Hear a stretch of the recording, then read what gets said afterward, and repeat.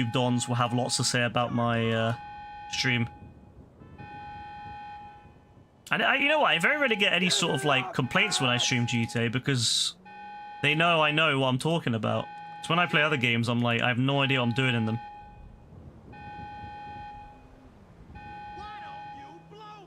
Why don't you blow me? Let's go. There we go. Jack off.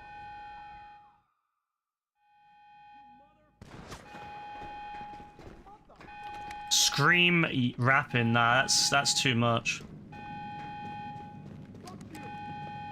It's too much.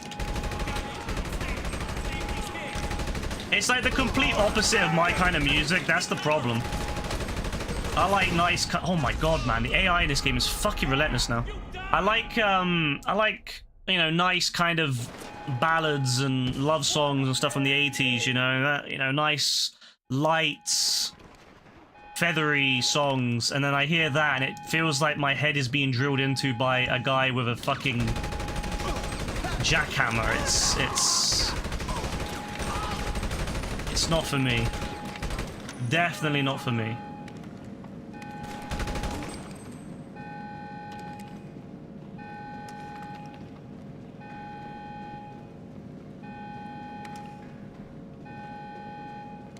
I want songs that can help me fall asleep. You know, that's what I want. I want songs I can fall asleep to. I mean, maybe people can fall asleep to that eventually, but nah, not for me.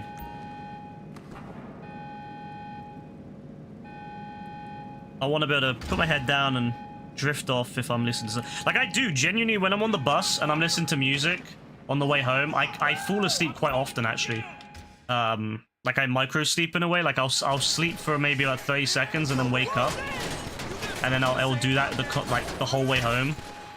Whereas, I don't think I could do that with that music. I think that music would... If I needed to be wide awake... Let's say if I was, like, driving a car and I needed to be wide awake, probably would be good. But then again, I'd probably have a headache, so probably not going to be a good idea. But if I need to be wide awake... If I was on a train going to, like, a conference or something and I had... You know, I was maybe not the most awake. Yeah, that would be a great song to put on. I probably would be wide awake by the time I get to the conference.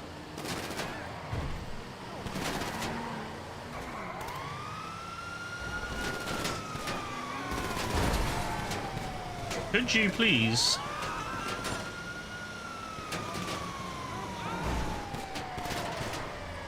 My God.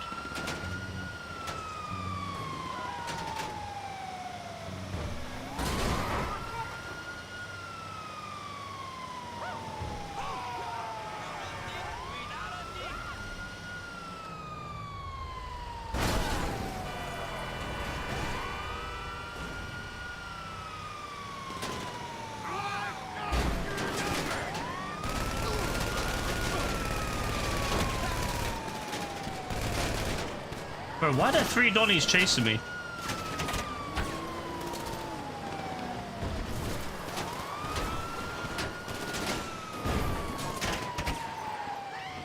There we go.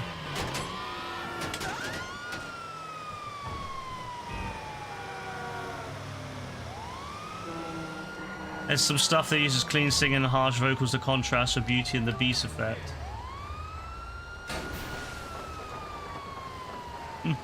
Definitely not my type of thing, but I'm glad that there's people out there that enjoy it. Obviously, you know, it's good to have lots of different types of. It's good to have lots of different types of art. You know, even if you don't agree with it or if you don't particularly care for it, it's always good to have lots of different types of art. Keeps life interesting, you know. Thank you for the follow. Appreciate that very much. All right, let's go. Let's go.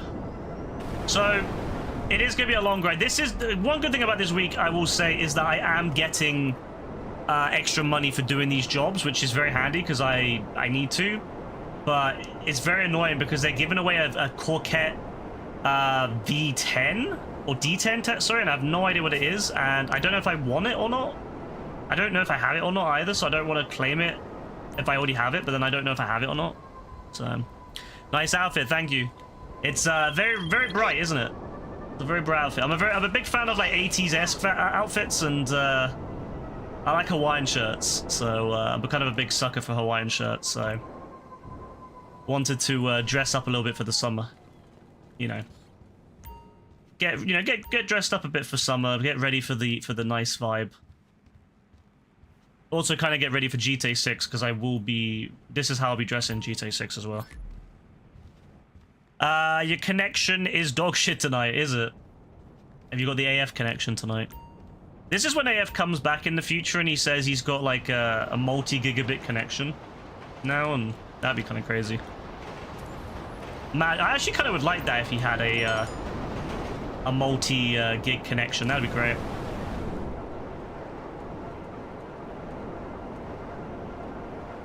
Well, I'll never forget the old days though when he would hop in the game and everything would lag.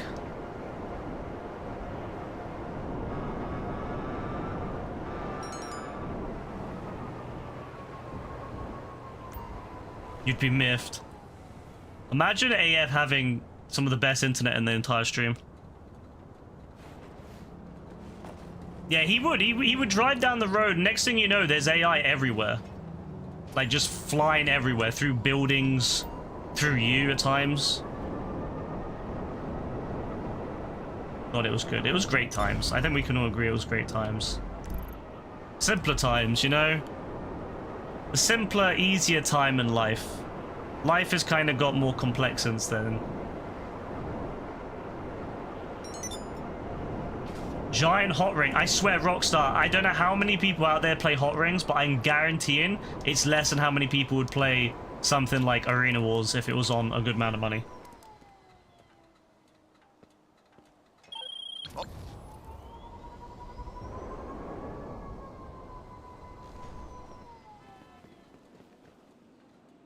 I actually clicked to start a one of them because I think it was like something they're giving away for free if you do it, and not one person was in the lobby. It was just me. I was like, oh, yeah, that tracks.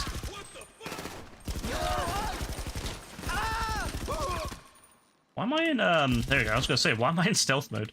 I'm not doing this stealthily. You saw a bit of that with JB at times. JB had some interesting internet connections at times, yeah. Hey, Cracks. Thank you for subbing. I appreciate that. And for liking as well. I appreciate that. Hope you're doing well today. Same with everyone else watching. I hope everyone's doing well. Enjoying your Friday nights. I certainly am doing my daily grind. My daily grind at this point. I play this game way too much now. It resembled a lag. You know what would be funny? I actually would think that JB would use a lag switch if he knew how, but the thing is, JB probably has no idea how one works. That's the only thing that gives me any sort of like pause on believing he might do something like that. It's just purely because he has no idea how anything works. So even if you gave him a fully functioning lag switch, I already know he would have no idea how to operate it. He would just press it down. The connection would break, and then he would just hold it like that. Or he would connect it to his, as he calls it, his land Wi-Fi. He wouldn't know how to connect it to his land Wi-Fi.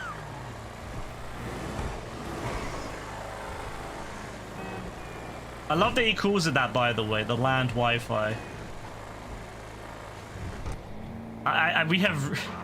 We have fallen so far, and humanity has fallen so far to the point where people are now calling Ethernet connections, wired connections, land Wi-Fi.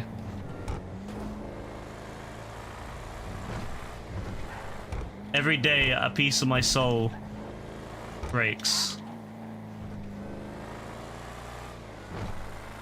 Like, imagine someone saying, yeah, my wired Wi-Fi is down. Oh my days, that actually upsets me. Oh well.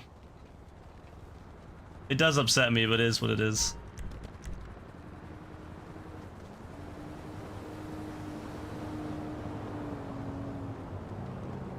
Oh look, they parked my oppressor right outside the police station. How kind. So my plan for tonight is to basically just grind the hell out of Chop Shop and Agents of Sabotage. I did Money Fronts. Oh yeah, I forgot to mention, I did Money Fronts. I did it off stream because I was like, you know what? I'm not waiting. I've done Money Fronts. So Money Fronts is done. There you go. Level 4, tier 4 done. So that is one step closer to getting Nico Bellic outfit. Agents of Sabotage is close, but there's still a lot of grind. Chop Shop again is close, but I've still got to do another, what, 4 million there, plus another 2.5 mil for the salvaging to get the Platinum Award. But it is coming together. I'm so happy that I did it.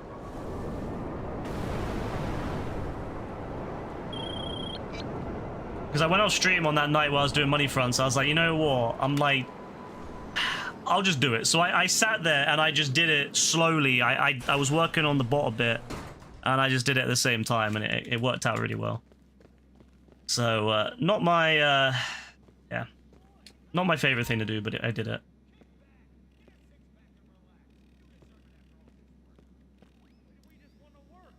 Stun guns, of course. So yeah, I'm getting close. I need to just get a few more things done, and then, yeah, oh, I mean, a few more things. I mean, a bunch of things, because I've got to do a load more. I'm still waiting for Arena Wars, Rockstar.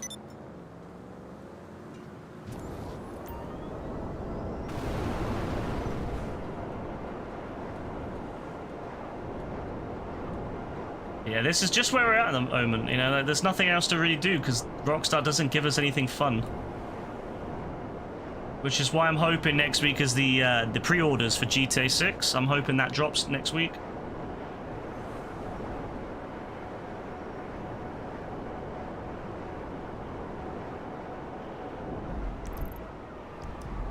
There was a leaked Best Buy email talking about pre-ordering the game, and it had next week as the dates, and then someone else who's known in the community of leaking kind of semi-confirmed it. So yeah, maybe it'll happen. I guess we'll see. Genuine crashing out. I've not seen pre-orders yet. I mean, I can understand why. You know, like, a lot of people are worried that we're not going to get it this year. Like, I can understand why. Like, imagine, especially if you're younger, like, a lot of people, like, a lot of the younger dons haven't been around in a GTA release cycle before.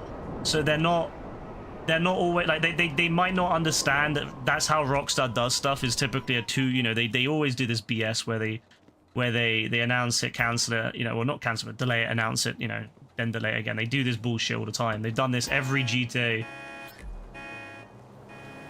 since GTA 4, which, to be fair, has only been like 2 GTAs, but that's besides the point. They did it for Red Dead Redemption 2 as well. Like, that's just how Rockstar operates. They do this BS, announce it, delay it, announce it, delay it. You know, it's just what they do.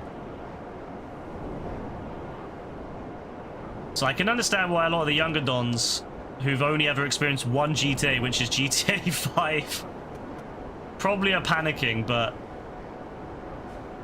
I think we're fine. I think, you know, I think we'll get it this year. I have faith. I have a lot of faith this year is going to be the year we get this game. But I can understand why people are panicking, because, you know, it's 6 months later, you know, 6 months to go, and people are like, oh my god, where's the pre-orders? Surely there'll be pre-orders by now. But that's exactly what they did with Red Dead Redemption 2, and it's exactly what they did with 5. You didn't get pre-orders a year before. You got them about 6 months, thereabouts, before the game came out. So we are coming up to that point. Now, that's what the concern, I suppose, is that we are coming up to that point and they've still not done anything yet. They still not reveal, you know, they still not put the pre-orders out, which, okay, fair. But we should be getting them. I would imagine we'll get them before the end of May. I think it will be before the end of May. And I'm hoping, and that's why they put a really bad event on, because they're like, well, you know what? We don't want our pre-orders being... Imagine they put pre-orders out and they put, like, the best event on GTA or 5, and people are, like, talking about 5, but they're not talking about 6. Well, not that would happen, but I can understand it. Maybe they want to... They're like, yeah, no one cares about races anymore. We'll just stick those on and be done with it.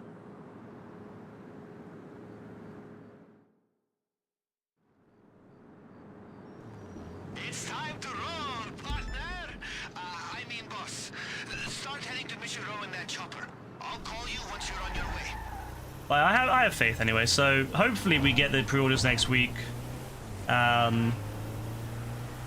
Guess, you know, I want to know what the collector's box is going to have. This kind of thing all the time. I probably will buy the collector's box. Station, incapacitating a bunch of cops without killing So I would like to know what's in it, and I want to know how much it is.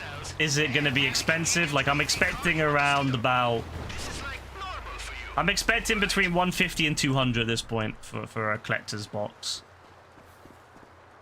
Plus the collector's edition of the game, which will be probably about £100. They write the history books on Los Santos gang life. There's gonna be a The normal version, I do truly believe, will be about £70. I don't know why people are saying it's going to be 100.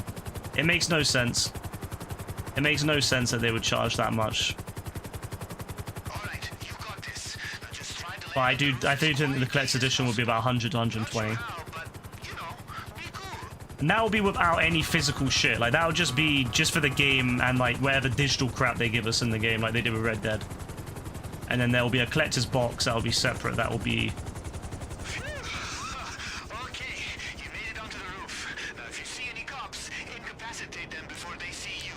Remember, you've got the key card to get you through the entrance up there. Poor guy, man. Okay, throw a couple of gas grenades down into the vents, and most of the officers will knock right out so we don't have to shoot anyone. This is gonna be crazy!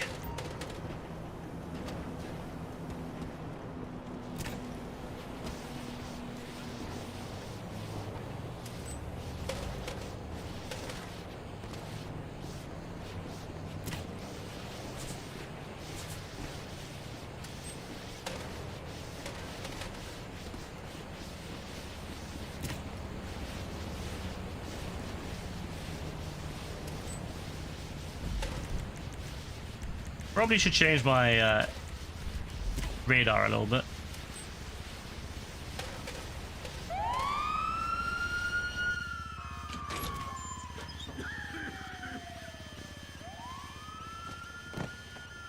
A film called The Order, based on true story about a series of robberies committed by a group of white supremacists, separatists who won over the government. Yeah, as one does, as one certainly tries. Only from here on out. Does seem to fit with the fact that white supremacists are pretty dumb. His ass if you start shooting. My homie is in the cell on the lower level, so start making your way down there. We'll find the cell key on the way.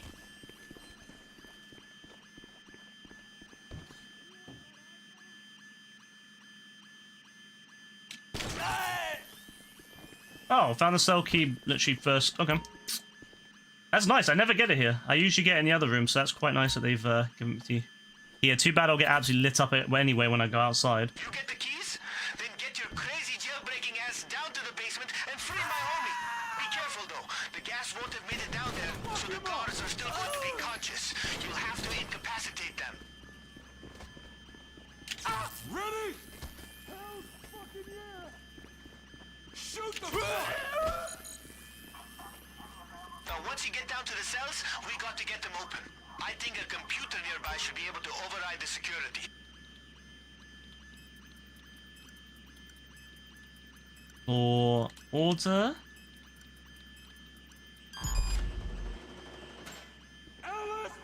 And the guy's gonna come. No. Stop aiming me towards that. There's a guy gonna come over here. There we go. Hey, over here. The game really tries to mess you up on here this. for me?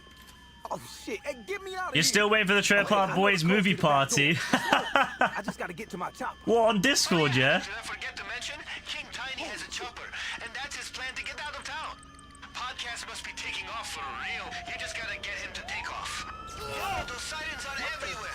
I think that went out, like, didn't we plan that? Was that before or after JB got banned? I can't remember. I'm pretty sure we like planned a lot of these stuff like beforehand, and then he got banned, and it kind of kicked it all out of the window. It kind of knocked it all. Hurry up! Get in the getaway car. Steal something else. Whatever works. Just get Tiny. Oh yeah. See, I had so many ideas for things we could do like that, and then him getting banned because he's an idiot. Just that's so annoying. You want to know about the car? Then I need to see that the cops aren't gonna catch us before we get to my chopper.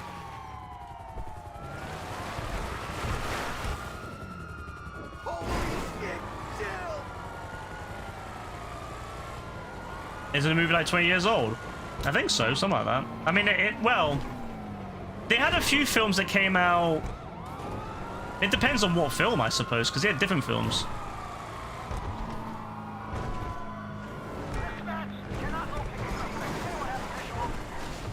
The more recent ones were. Oh wait!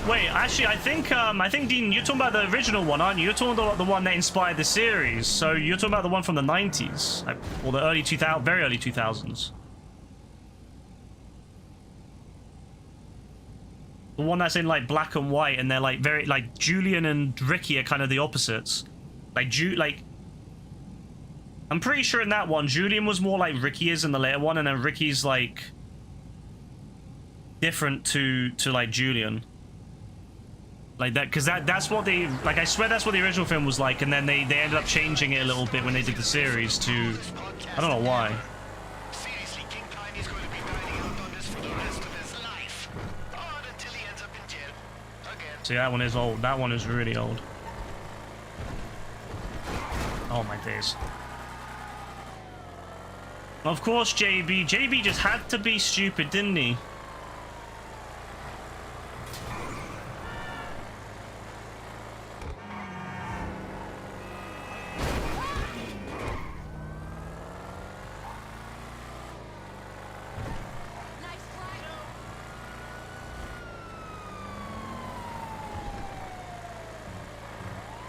Don't we all just love that from JB though? Like, he just had to be stupid with what he was up to. Yeah, we used to have we had a good time with Trailer Park Boys. It was, I think we, on the actual series, we got to like midway through season 4. Like, we went through all the way through season 1, 2, and 3, and then we got to season 4, and I think we got to about halfway through 4, and then we just never got around to watching it again, which is a shame. It's really annoying as well, because this would be the perfect time to do it, is like during this time of the year where like GTA is a bit dead, and maybe nights where I'm not feeling like streaming. Especially like nights like this where my, obviously, I take my, on Friday I do my medication now, and that fucks me up for the weekend. So Friday, Saturday especially, my head is kind of all over the place. So it would be the perfect time to watch that is on those nights instead of well, streaming, unless if it's something really fucking good, like, I don't know, Arena Wars, but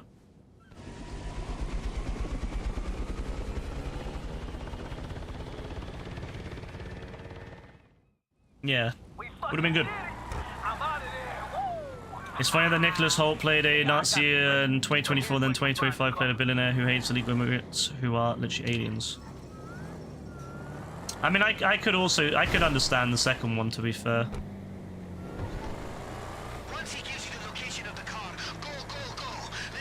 I too would be very pissed off with literal aliens landing on this planet.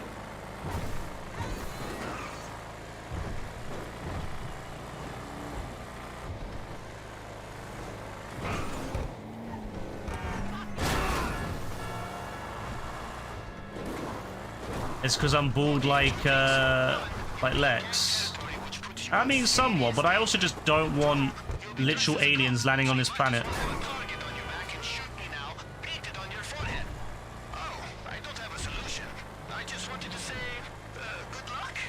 We have enough shit on this planet. We don't need more. We don't need more issues. We don't need aliens bringing their problems from across the galaxy into our planet. Thank you very much.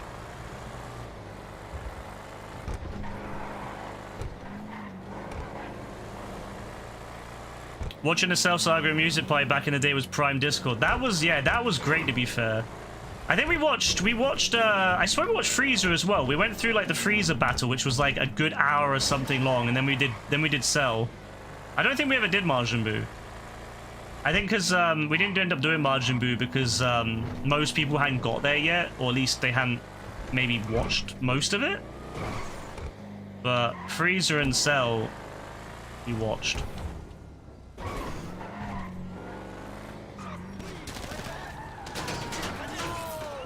Like, why are you shooting at? Oh my days, man. AI in this game. I mean, I know, use your cover, I get it, but like, jeez, man.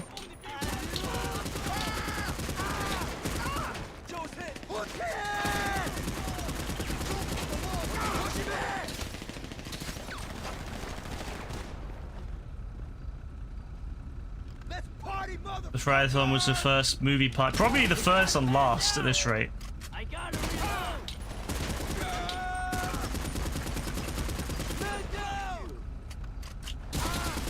Because, I don't even know if there will be one this year. We lost, like, multiple core members because of that stupidity at the beginning of the year. You know?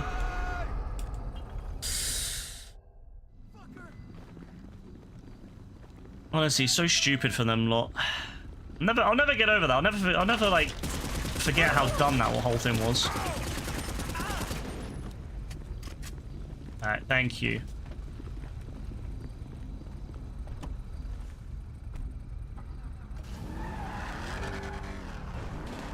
We are actually the most epic motherfuckers in the city. Though once you get back here with that car, and we get our guy to repair any damage, and my heart rate goes down, we should get a drink.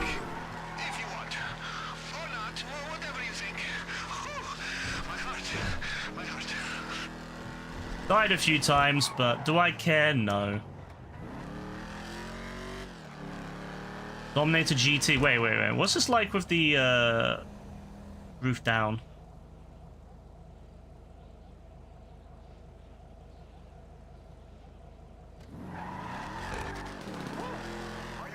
Oh, that's pretty cool. That's pretty cool. Okay, I quite like that actually. I'm kind of feeling that, you know. I mean, I wouldn't pay for it because I'm cheap as anything, but I quite like the way this thing looks. It might very well be, yeah. It might have been a last hurrah at that point, because, yeah, I mean, half the fun of it was having it so that everyone was, or as many people as possible could get involved. But yeah, when you got, it'll feel weird. Like that's the thing. Like it would feel weird doing it now. Because, I don't know, I just feel weird. Without having, like, you know, one of the best memories we have is of AF in those things, just faking his chats to his girlfriends, and then JB, you know, going on about random crap no one cares about. JB turning his mic on just to talk about skateboarding and his love of the color blue, and then, you know, laughing, and then turn off his mic, and then turn it back on when his dad would come in and tell him off, and then, you know, mute it again. Like, you know, it took us a bit out, but it was funny. Yeah, like JB getting his feet out on the camera, like, it is funny, bro. It's like funny stuff like that I would miss if we did it now. Like, you know, like, is it essential? No, but it's part of the fun. It was part of what made those moments so great, was stupid stuff like that. And like everyone laughing about it, everyone being like, what in the world? What's this man doing? Like, everyone just cracking up at this guy just doing the most stupid things. So, yeah, I don't know. I feel like that kind of ruins it. Alpha, hello, how you doing? So that's kind of like where I'm at the moment. Like, I would like to do it again, but it's just, is it going to have the right feel? Is it going to have the right vibe?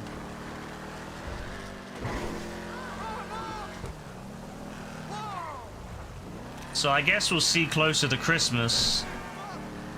You know, there's still many months away. We're like, what, 7 months away? So we've got time to see. No, we're more than, wait. No, we're 7 months away, yeah, it's May. I was starting to think it's later on now. No, it's May. So there's still a lot of time left. It's not even been halfway through the year yet, so there's still a lot of time left. But I mean, yeah, the vibe has been damaged considerably.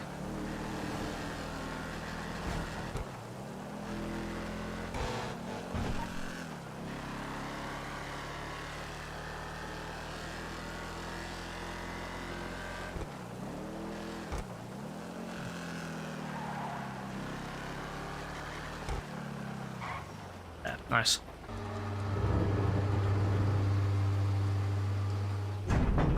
We'll never beat Gartic telephone, always yapping away, and this guy's just giggling, making the screen blue. Bro, every single time we would try to do Gartic, you knew when JB's turn was up. Well, you knew, because it would be instantly, everything would just be blue squiggles.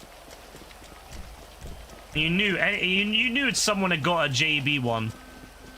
Honestly. You would just know. You would just know it was like a JB thing because of that. So stupid. But I can't. But it's at the same time it was hilarious, bro. That's the thing. Like, I will miss that. And I don't know. Like, it's stupid stuff like that that makes it great. I still kind of wish we had got to play Among Us with him because it would have been hilarious seeing how bad he would have been at lying. Like, bro would be laughing. Bro would be laughing. He kills someone and he's just laughing. You know it's him. Could you imagine it? You'd be like, no, and he would do that. He would do that laugh, and he'd be like, JB, is it you? No. Like, yeah, it's you, bro. It's you. You're dead. Even if it wasn't him, he'd probably still laugh and get thrown out.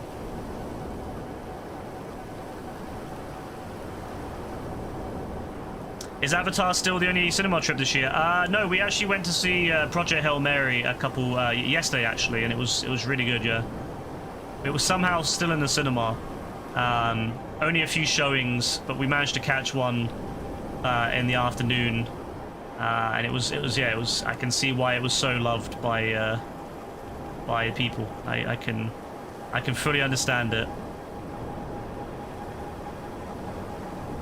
We played one Among Us game as a server. Yeah, we only ever played it once, although I didn't play it, I just watched. But yeah, we only ever played it once, and it was great. It was a great game. Never played again. Truly sad situation, but it is what it is.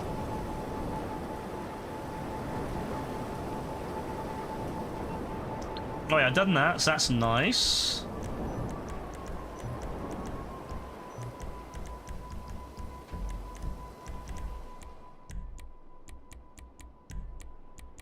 Oh,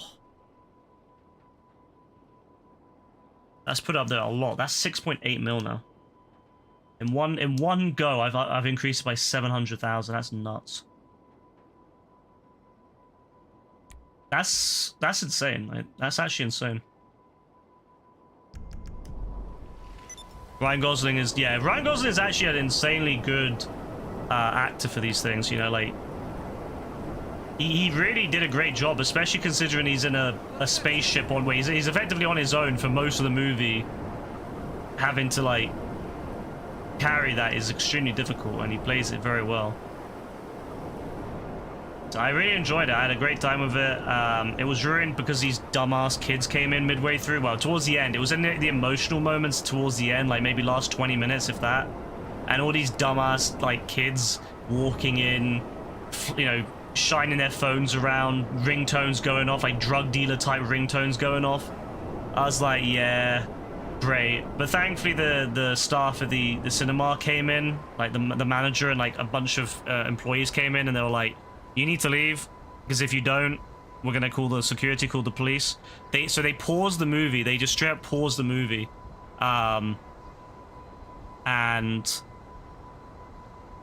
they basically, all the kids started walking out, and they were like, you know, she basically threatened, you know, she'd call these people and all this different stuff, and they were like, oh, scary or whatever.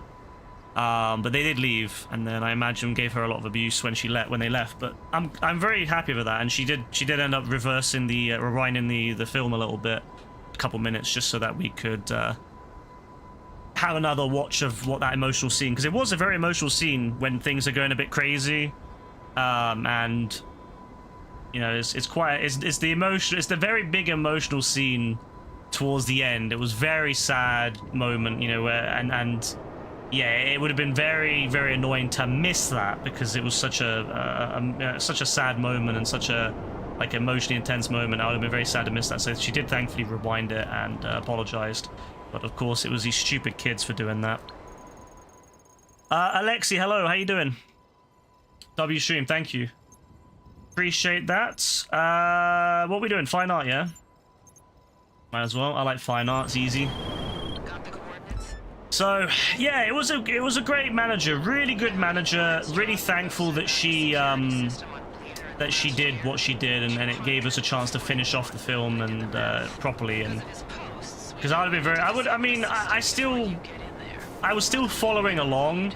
But it was obviously very annoying, and it just reminds me why going to the cinema. Like the one time we go to the cinema, after not going to the cinema for 4 to 5 months was, well, 4 months was that. Was a bunch of stupid children, you know, 15-year-old children, but children nonetheless, being stupid, making a racket, being an absolute nuisance. Yeah, it says a lot in it, so,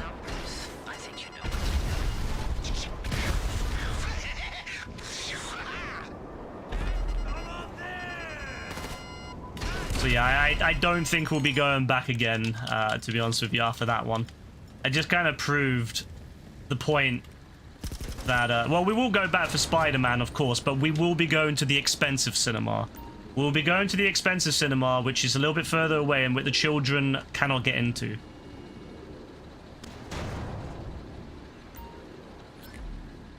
And that will be the last film that we'll go to probably after that, because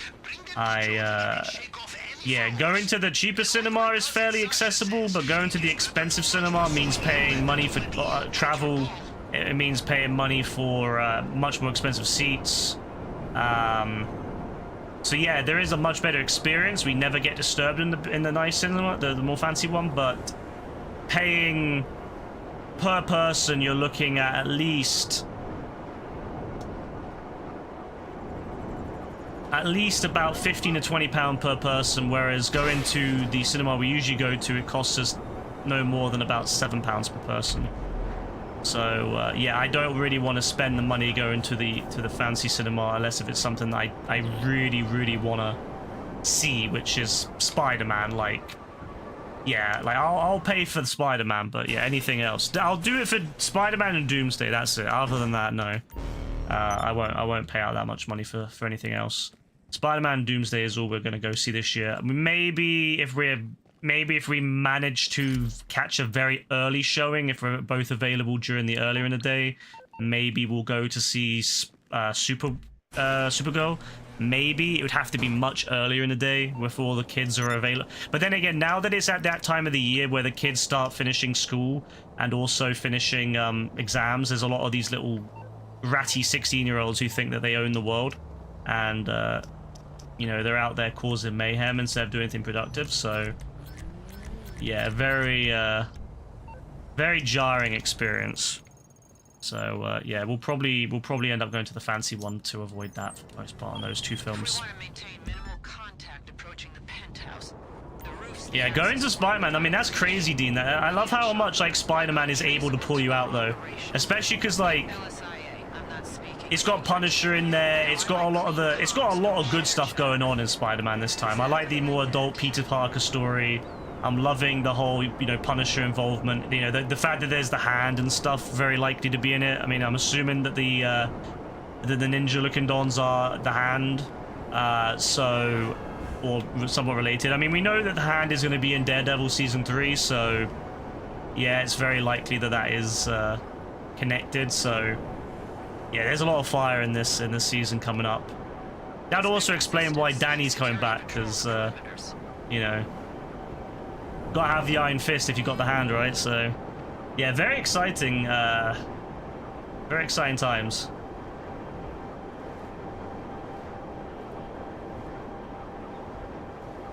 So yeah, Spider-Man 100%, gotta get out and see it. And hopefully it is a better experience for you, Dean, because it'd be a shame for you to have a bad experience with Spider-Man. Because that's one of the ones you need to see in the cinema, especially early on, so you can kind of get, you know, before everyone spoils it for you. You gotta be there, gotta be in the experience. I'd be so sad to miss Spider-Man this time around. As I didn't get to see No Way Home in the cinema. I'm very upset about that. I never got to see that in the cinema. I love that film, but I never got to see it. This is my only Tom Holland Spider-Man film I actually like, and I never got to see it in the cinema. Rebecca got to see it in the cinema, but not I didn't, so I was very sad that I never got to. So this will be, technically, this will be the first... This will be my first Tom Holland Spider-Man I see in cinema.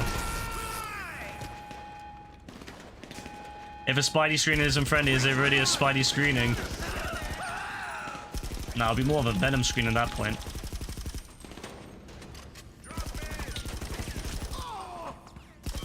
You expect it now, yeah. It is what it is. Like I always say, Dean, if there's a film you really want to see and you don't want it to be ruined, try to go to a fancy cinema if you can. Like try to find one of the ones where it's more expensive, a little bit out of the way so that people can't go to. Like I always find ones in like high population areas are the worst because they're the ones that everyone can get to. So like in high streets and stuff. If you can get to one that's like out of, it's easier outside of London to do this, but inside normal like towns and cities, if you can try to get to one that's outside of like the main area, much better chance because kids can't typically drive, whereas the ones in the local high streets and stuff, the kids will always find their way to because they got nothing better to do. Maybe if they got nothing better to do, maybe there should be a national service for them so they can, you know, put their energy to good use. You know, go build some nice houses or something for the nation. There you go, that would be nice. Go do some tree planting in the middle of Scotland for a couple years. From the age of, you know, until they have something better to do with themselves instead of wasting it in cinemas, harassing people who are paying customers. It's the first Spider-Man you'll ever be seeing in cinema. Really? Yeah, that's crazy, Dean. Well, I suppose it makes sense, but that lines up with your age because, like, you were too young at the time to go and see the original Spider-Man series, and you didn't care about Amazing Spider-Man at the time. So to be fair, that does make sense.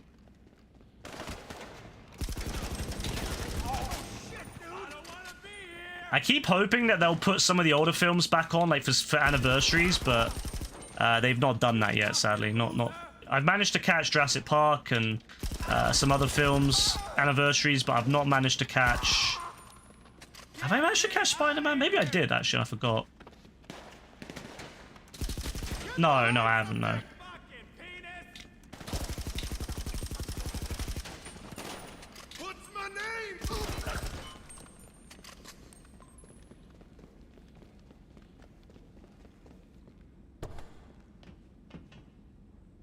The only Star Wars you've seen in cinema 7, 8, 9, and 3. Bro, I love that you went. I love that you went to 8 and 9 after 7. Although to be fair, I think you didn't mind 7 at the time, didn't you? For me, the only Star Wars film I've seen in cinema. Well, actually, no, I've seen 3 in cinema twice. The original time and when they redid it. Re-released it, and then I saw episode 1 in the cinema when they re-released it, and those are the only Star Wars films I've actually seen in cinema. I've never seen. I would go and see any of them. I would go and see 1, 2, and 3, and 4, 5, and 6 in cinema if they put them on though. 100%. If they put them on, any of them on again, I would go and see them 100% because I really want to see Death Star and all that blow up because I've always wanted to imagine, like, I've always wanted to see that, like, how it must have felt at the time for the Death Star to explode on screen, like how exciting that must have been at the time. Like imagine being in the cinema when that happened, and then being in the cinema when the second one also exploded. You know what I mean? Like that must have been crazy. So yeah, I really wanna go see all those films in the cinema one day, but I mean, yeah, the likelihood of them putting them on is so low at the moment, but yeah, hopefully. Standing your ground on TFA and TLJ slapping. I mean, you got to defend the things that you like. Like, of course, you got to back the things you like. You know, otherwise, what's the point of liking something if you're not going to stand up for it?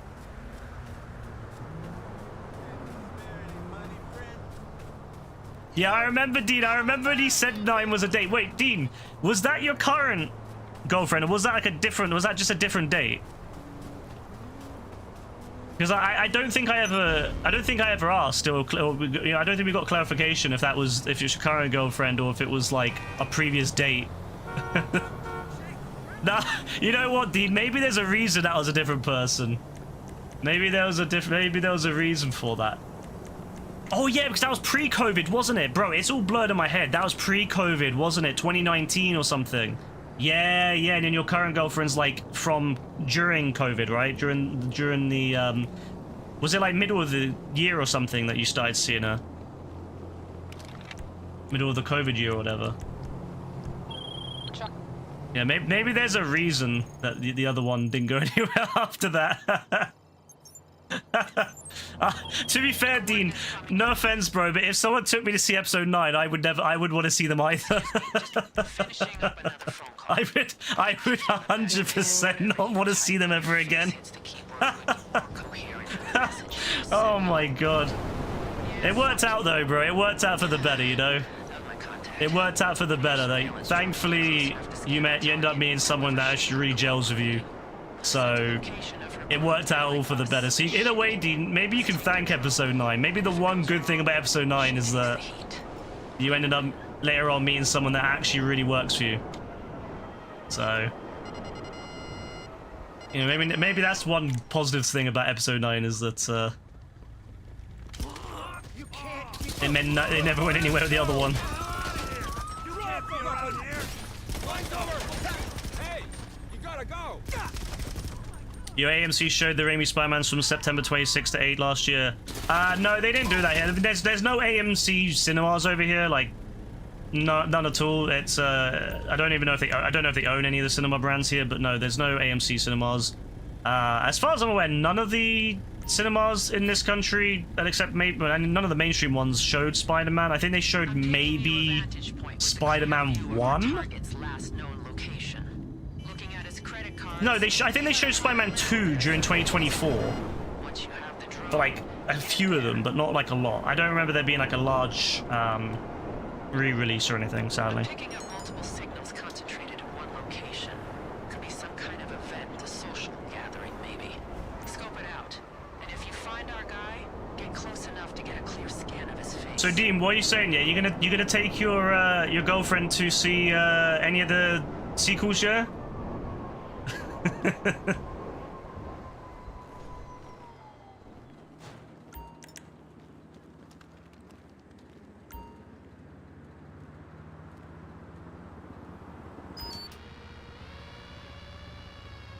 Honestly, imagine if you ever wanted to break up with someone, just take them to see episode 9.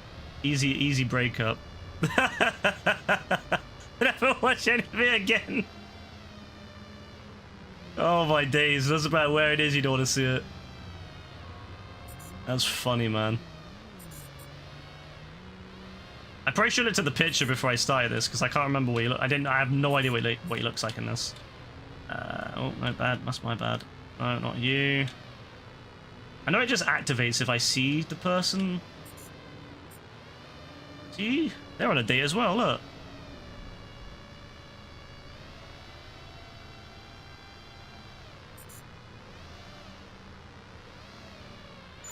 There you go. There's a guy in the red jumper. I have one like that too. I like that one too. I like wearing that red jumper.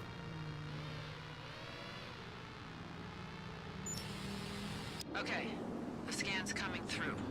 Almost there. No, I'm definitely hoping that we'll see some re-releases of the other Star Wars films though. I'm really hoping to see some of them. Spoof any facial rec with what we've got. But I hope that they do them. I hope they do them spread out, because I would like to go to the fancy cinema for them. I don't want to risk it in the cheap cinema, so I don't want to... I would hope that they would all be done in the fancy cinema, maybe spread out over 1 or 2 a year, so that I've got time to like save up and, you know, to do it. Because £20 per ticket is... I know it's not like a lot of money, but it's like when you're having to saving for other things and you're having to, you know, spend money on just living. Yeah, £20 for a cinema ticket is... Why can't I just jump? It's just like, you know, it's just a lot of money, so I'd rather not risk it and go to the fancier one, but again, it's just risky. So, yeah, I hope they do re-release them at some point, but I just don't know when they would. Transport's ready and waiting. Pavel, you there? How's the signal? Clear as a whistle, Jody. You just don't care.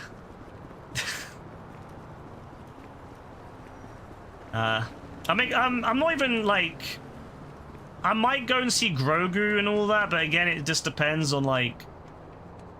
See, I just don't care about that either, you know, Grogu and Mandalorian. Like, I feel like that did not need to be a film. So... I was excited for the idea, because they did talk about doing a film that would take place... that would like conclude the stories of the Mandalorian, Ahsoka, Boba Fett. Well, maybe I don't know about Boba Fett, but like those ones at least. But they I don't think they ended up doing it. Or if it's coming, it's not coming anytime soon because Ahsoka season 2's been delayed. So that's the only one I really care about. I don't really care about the Mandalorian and Grogu anymore. Like, there was some good parts of Mandalorian and Grogu. Like I love that scene with Luke, with the hallway scene with Luke. That was pure fire. And I was even okay with all the Mandalorian stuff with them doing that big battle on Mandalore. That was fun. But the rest of it, I don't really care about. And it still doesn't make sense to me why, you know, Grogu left Luke to go back with the Mandalorian. But I suppose it makes sense in the sense that Luke in this storyline is dumb as anything because he's the sequel's Luke, which is dumb as anything, and forgets literally everything that made him Luke. So I'm not surprised actually thinking about it, to be honest with you.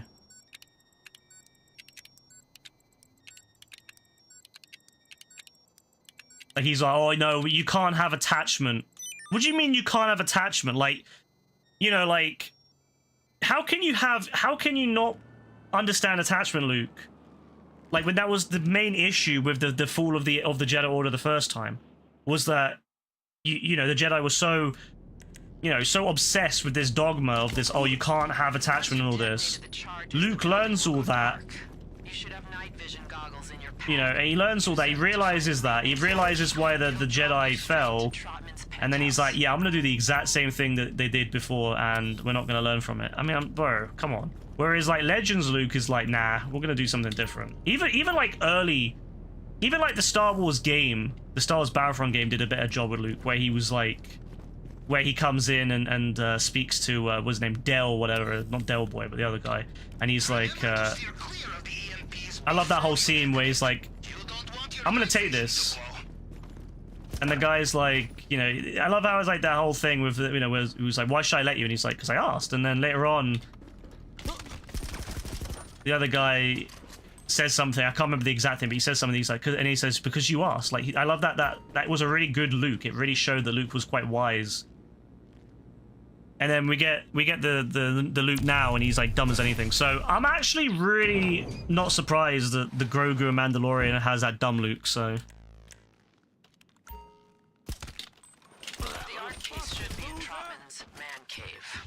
It's a glorified panic room with backup power. So I've calibrated. like, imagine having all that knowledge, learning all about how the Jedi fell, and you go, yeah, no, Grogu, you have to leave behind the Mandalorian. Like, I know you're only like you're a 50-year-old child, but you've got to leave behind your one friend that's always looked out for you. He can't come and visit you. He can't come and say hello. You can't go on adventures with him when you see fit. No, you've got to stay here with me. Like, no, Luke, come on, bro. Hack the scanner. Retinas, scan the image I sent to your phone.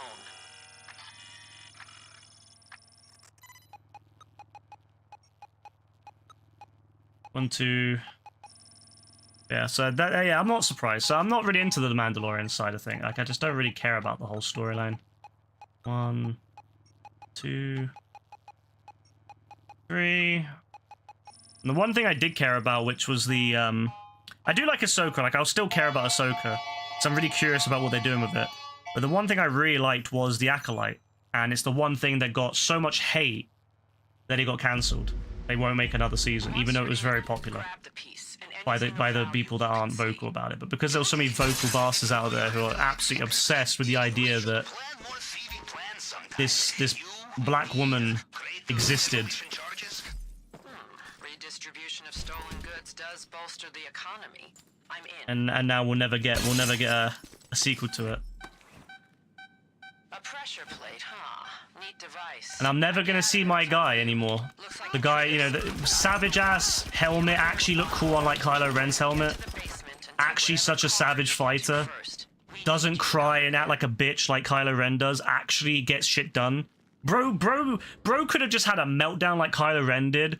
Because, oh no, he's having to fight like 40 Jedi. You know what Donnie does? He says, alright, bet. He gets on there. He kills every single one of those Dons. He doesn't give a shit. Bro says, alright, bring it.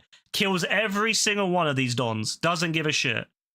Whereas Kylo Ren, if that was Kylo Ren, he would have been crying, but like, oh my life, oh it's always me, isn't it? It's my life. Oh, my guy has one massive breakdown after another at every moment in the sequels, and he's only going up against what? A tiny fraction of what Anakin had to go against, a tiny fraction of what anyone else had to go against. Like, how are you going to tell me you're going to have a meltdown going against a tiny remnant of the New Republic, a tiny little fraction of the New Republic, and you're going to have a fucking meltdown over that? Whereas Anakin was literally a general in the Clone Wars, having to fight against some of the most dangerous people out there. And he's whining to his, grandfather, like, he's like worshipping his helmet. Anakin would have laughed at him. Anakin would have said, "You're pathetic." That was the biggest crime of Episode 9. We never got to hear Anakin call Kylo Ren a whiny little bitch. What is happening? The only thing Kylo Ren has is his pure heat, is his saber, his blade on his saber, the way it ignites and splits at the top. Yeah, that's literally the only thing that he has that's actually decent about him. His entire like design is just absolute ass, to be honest with you. I've seen, and then you know how that they have the Knights of Kylo or the Knights of Ren or whatever, and they have like their designs, which are also absolute ass. Apparently, those were the failed designs for Kylo. They apparently designed all these designs for Kylo. They rejected them all, but then they ended up not wanting to waste them, so they ended up giving the designs of these dons instead. And I'm like, bro, they were all shit designs. They were all shit designs. None of those designs were good. None of them. And that's what you went with. Like, they paid people for that. Like, they pay people money for that stuff. You could have went to the fan base. You could have went to the local, like, Star Wars forums on, I don't even know, whatever Star Wars website there used to be in the 2013 and be like, hey, look, can you create a good design for a villain that could be effectively the next Darth Vader? Guaranteed they would have done 1,000 good designs over that. They paid someone money for those designs. I will never forgive them.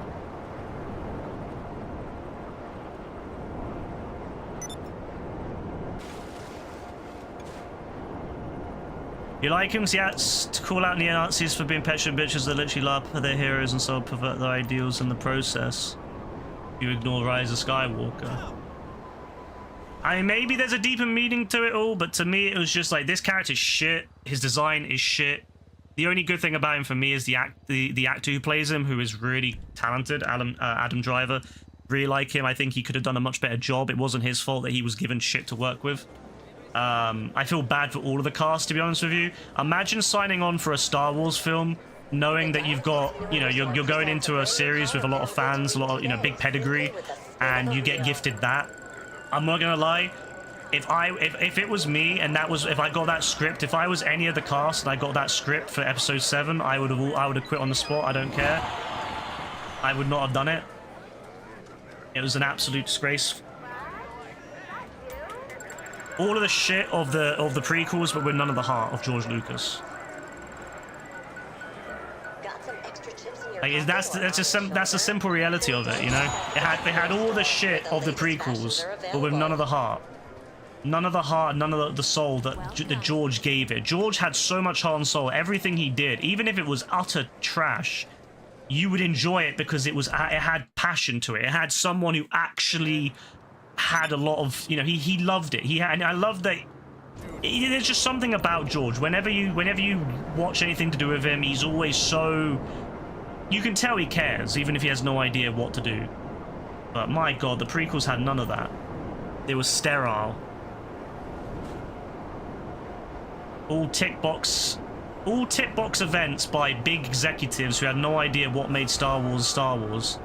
Just, oh, can we tick it? And the same thing with a lot of the shows today. They all have the same issue where they're just, you can tell that the people that create them have no idea what the fuck they're doing. They're just doing it to tick off boxes. So, really pisses me off. You know who should? And I want to be real. You know who I believe should be in charge of Star Wars? You know who I think I should? I don't know. This might be crazy. I honestly would love to see the Don that plays Maul.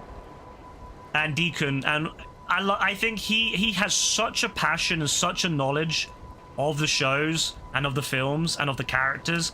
I would love to see him running it because he is so fucking interesting. I love watching anything to do with him. The way he was talking about the Darth Maul series and how Vader versus Maul and how like different they are and why, you know, there's an advantage to one or the other. I love that he's able to break it down, the little, you know, so much that he really thinks about it. He really thinks about all the little things and why Maul is the way Maul is and why, you know, how Vader is just able to dominate so much, even though you would think, you know, he's literally a rusty old guy in a suit, right? A really, you know, he's an old, well, he's not old, I guess. He's like mid-40s by the end of his death, but whatever. The point is, he's a really fucked up guy in a suit. And he's still able to dominate because of the fact that, you know, because of who he is and obviously how the suit, even the little details like how the suit's built and versus Maul's legs. He really goes into depth about it, and I think he really cares about the shows and the films and the games, and I think he should really, and I think he would be a great choice. But they won't do that. They'll give it to some other soulless corporate, and they'll just continue on to be a tick boxing exercise. Tick, tick, tick. Does it meet this quota for diversity? Tick. Does it meet this quota for, you know, random, you know, for cute cuddly animals? Check. Does it reach this quota for? It's all this quota shit. Instead of just making something that's good that people care about, it's always about little quotas. Does it meet this? Does it meet this? Does it meet this? Rather than just saying, you know what? Let's create a cool character or set of characters. Let's give them cool things to do. Are they important for the story? Are they meaningful for the story? Even if they're tiny, are they meaningful? Are they useful? You know, do they actually serve a purpose? And should they be there? Rose. And no, and that's what I would like to see. I would love to see them actually do that, but they don't care. All of the stuff they've dropped, it's just been boring tick boxing, and it upsets me. But they don't care. Selling to Disney was the worst thing. Return of the Jedi. Well, to be fair, like, I don't mind that because it was old. It was old, you know, it was done back then. Like, fine, have the Ewoks, that's cool. But, like, what I don't like is ever since they've been trying to find the next thing. They did it with episode, was it 7 or whatever, with that stupid little Pog thing that screams for some reason. There's, like, a whole bunch of them. They scream for some reason. They had, although it does make a good emo on the Discord. And then they had Grogu, which, again, is another stupid animal. No, we don't need that anymore. We've already had it. They even did it with that in the Star Wars Clone Wars story with the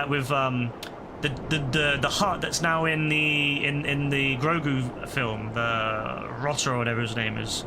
They've even done it with him. They brought him back. You know, like, I just don't get why they're so obsessed with making these cute cuddly animals they can sell. I guess it's to market it, right? Merchandise. But I mean, they did it once. Do it in Return of the Jedi, cool.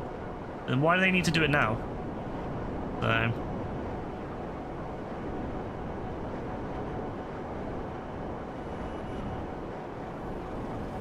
I just don't care for it. Like, I think to myself, like, half these, like, the same thing with Mandalorian.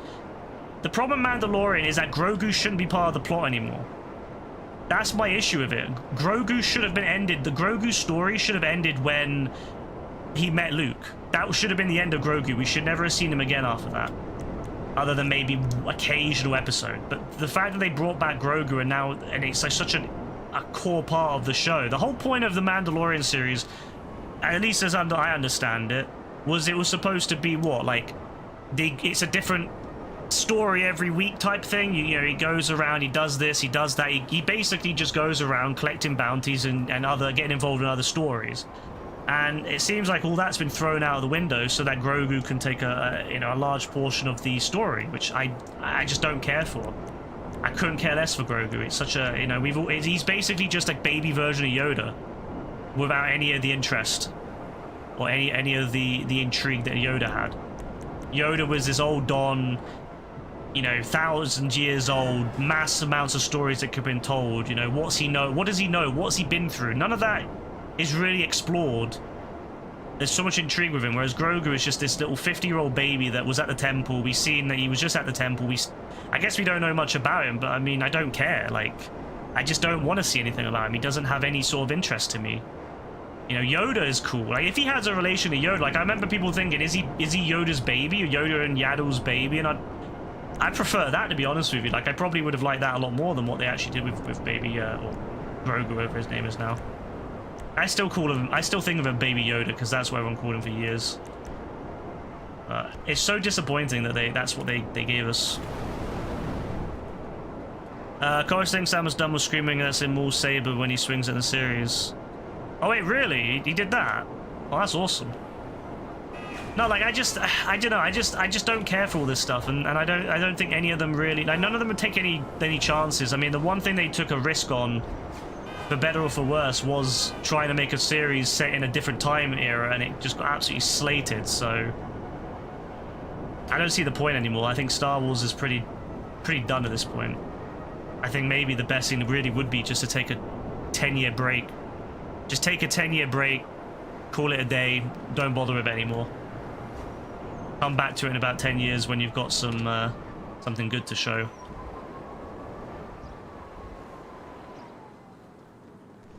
It's like, that was my issue with Kenobi. I do like Kenobi, but it doesn't really need to exist. I do think there could have been some cool storytelling with Kenobi. Like, I do think there could have been some really cool storytelling to how, yeah, like, the things I do like about Kenobi is how he deals with the stress and the anxiety and the trauma, how traumatized he is. And I do like that. I do think that there should have been a story told about that at some point, and I do think there should have been a story of him kind of relearning, kind of reclaiming himself as a Jedi after everything that happened. But I don't think it needed to be with Leia. Like, I don't think Leia needed to be involved in that at all. It could have been a story set on Tatooine, entirely set on Tatooine. As much as I hate Tatooine, it could have been set on Tatooine with him maybe dealing with, dealing with something else. I don't know. Even like a random child that just reminds him of all of the children, that Padme gave birth to. Even if it was just a random set of twins, I would have preferred that over Leia somehow knowing him long before she should have. And then him leaving the planet, which makes no sense. One of the most stupid things to do is for him to leave the planet if he's supposed to be, watching out for Luke. And then, yeah, like, the whole fight with Darth Vader, like, I don't see the point of him fighting Darth Vader either. Because it just, again, it kind of, I know that now in episode 4 he just refers, I guess it's going to refer to the point that, oh, I've grown stronger since we last fought, now is that fight instead of episode 3. But for Obi-Wan to beat Anakin twice is insane to me. Like, yeah, it makes Obi-Wan a complete badass, but you're telling me that this Don beat Darth Vader after he had given into the dark side fully, and you're telling me that he beat him after Obi-Wan hadn't been a Jedi for, what, 5 years? He had been practicing the Jedi for 5 years? Whereas, obviously, Darth Vader had been going around killing off any remnants of the Jedi Order. He'd been killing off Masters and Jedi Knights. Any of the, I know that they weren't high-quality ones, but he was fighting them and beating them anyway. And for Obi-Wan, who hasn't been fighting for... I know Obi-Wan's insanely powerful and insanely knowledgeable, and I know he's one of the best Jedi around, but like for Obi-Wan to somehow manage to beat this Don a second time, and obviously Darth Vader should know by now not to underestimate Obi-Wan. Like, Obi-Wan is, I know that, I guess you could argue it's, maybe it's like Darth Vader thinking it couldn't happen again, and then him getting his ass kicked again was kind of like, oh shit, like, maybe that's why in episode 4 he's really kind of unsure what Obi-Wan did when he disappears and becomes a ghost. Maybe that's why he's so, like, at first he's kind of like, because he's wondering what kind of trick Obi-Wan's doing. He's like, oh shit, he's putting off some wizardry shit again, isn't he? He's doing something. I wouldn't be surprised. I guess it's kind of funny in that sense, like, thinking of Darth Vader in episode 4 kind of being spooked a little bit, like, oh shit, what's he doing? What's he gonna do? How has he just disappeared? What's he gonna do now? So I do think that's quite funny, because after him fighting Obi-Wan twice and losing twice, he probably is a little bit wary about that. He's probably like, yes, he's gonna appear out of nowhere and do something, isn't he? But I don't know. It's just why? Why did they need to do it? I know that Obi-Wan was supposed to be a film at first, and I think it should have been a film. I don't think it made sense for it to be a TV show. So, I do think they made a mistake with that. They should have just done a film. I know it was during Disney Plus's obsession with TV shows, but yeah, they should have done a film, not a TV series. But I will say, the things I do like about Obi-Wan is I do like Darth Vader. I think that Darth Vader's really cool. And I love the things he shows off, I love the way that he grabs the ship. I love the way that he deals with the Inquisitor. I love the way that he fights Obi-Wan. I do like the mask cracking, kind of mirroring the thing from, was it Rebels, with Ahsoka. I think that's all very cool. The lighting was great. I will say I did like Ewan's rendition of Obi-Wan. He took what he was given and he made it. Hayden was great. Love it. I love seeing Hayden come back. Yeah, a completely unimportant series that just didn't need to really exist. But I will say that I did enjoy elements of it. Also, I really liked the design of Obi-Wan's outfit. I really liked his hair and everything. It did make it believable that he was an Obi-Wan that was was in that situation. I always thought, though, for me, the one thing I don't like about it is I always felt that Obi-Wan would be a mentally strong enough character that he should be able to handle being the caretaker for Luke for so long. Like, he is a mentally strong character. He had to deal with his master. He was a kind of a Padawan that no one wanted, and he was almost aging out and almost being resigned to the other parts of the Jedi Order. He finally gets Qui-Gon. Qui-Gon's very different from him, but he puts up with it, and he's also very, he's able to deal with that, and he obviously loses that, that master he had, that he loses that friendship to a Sith for the first time. The first Sith that they knew about in 1,000 years, or at least that is well known in the Jedi Order for 1,000 years. And he deals with it. He takes on Anakin. He deals with it. He deals with Anakin's weirdnesses and how odd he is at times with his his dark side tendencies. Deals with all that. I know. I just felt like Obi-Wan wouldn't crumble the way he did. I guess it's trying to say like, oh, anyone can go through that, but I don't know. I just feel like Obi-Wan wouldn't. I feel like Obi-Wan would be very much like Yoda, where they would kind of do their duty. Obi-Wan did go against Anakin when, he didn't want to go against Anakin, but he said, I'll do what I must. He literally went and fought Anakin. Like, I don't know, it just doesn't come across as a character to me that would be having a breakdown kind of situation where he's, like, troubled. Yeah, like, he only loses one fight, and that's because he chooses to lose. He chooses to go down because he knows that it will help Luke. Like, I don't get that this is the same character. Like, when I see that Obi-Wan in the Obi-Wan show, I'm just like I love that how Ewan did it, and I do like I do kind of like how it does touch upon that idea that it could happen, but I just don't feel like Obi-Wan is the character that it would happen to. That feels like it's something that would happen. Like Cal, I love how they did Cal in the game, where he's a much younger, less experienced Jedi who is going through a lot of hell. He's gone through a lot, and he's traumatized as fuck. Whereas I feel like Obi-Wan wouldn't be like that. I don't know, I just feel like Obi-Wan's very... Especially how you see him in Episode 3 and Episode 4. He lost to Dooku twice. Well, that's different. Dooku's built different. We don't include that. We don't include that. Dooku's built different, but... I don't know, I just don't like that. I don't like the way that they kind of made out that his characters are very... I mean, I guess it could happen, but I don't know. I don't like it personally.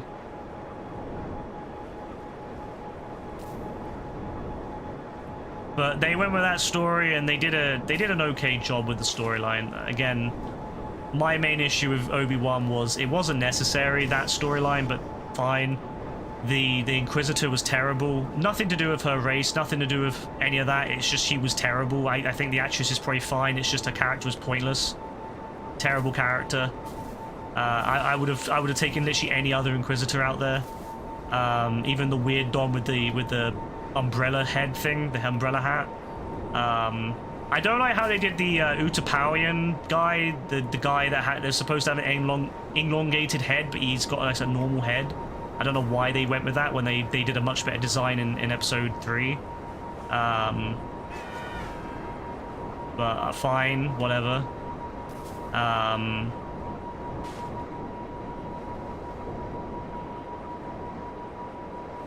Yeah, Leia was unnecessary. The actress did a good job, but she was unnecessary.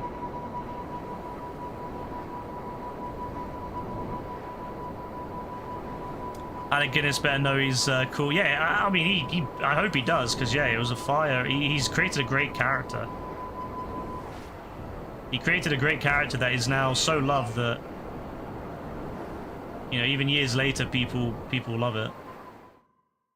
Dooku, some next level duelists. You seen bro 3v1. Dooku is just built, honestly, so insane. Like, I really do think to myself, man, you know what? If Dooku... See, the only thing about Dooku that pisses me off, and they had to do it because of the storyline. Bro, when Anakin has him at, like, you know, death's door and Anakin's about to chop his head off, bro, literally just shout, Palpatine is Darth Sidious, the Sith Lord. Even if Anakin doesn't listen, it still puts out there the doubt. Even then, it puts out a slight bit of doubt. And Anakin might mention that to someone, even off the off chance. He might have mentioned it to the council. You know, if he had, you know, like he did, eventually he did, obviously, when he found out, he told Mace Windu. Maybe he would have told Obi-Wan when Obi-Wan woke up. Maybe he would have told, you know, even if he didn't believe it, maybe he would have just said something. Hey, look, hey, Obi-Wan, yeah, back there, Dooku said something. I think he's just trying to trick me, but he said that Palpatine is Sidious. Maybe, just maybe, it would have put some doubt, some reason for the Jedi Order to question to question Palpatine. And instead of it just being fucking Mace Windu and a bunch of really mediocre Jedi who get their out, well, not mediocre, they just, you know, it just shows how Palpatine was so strong.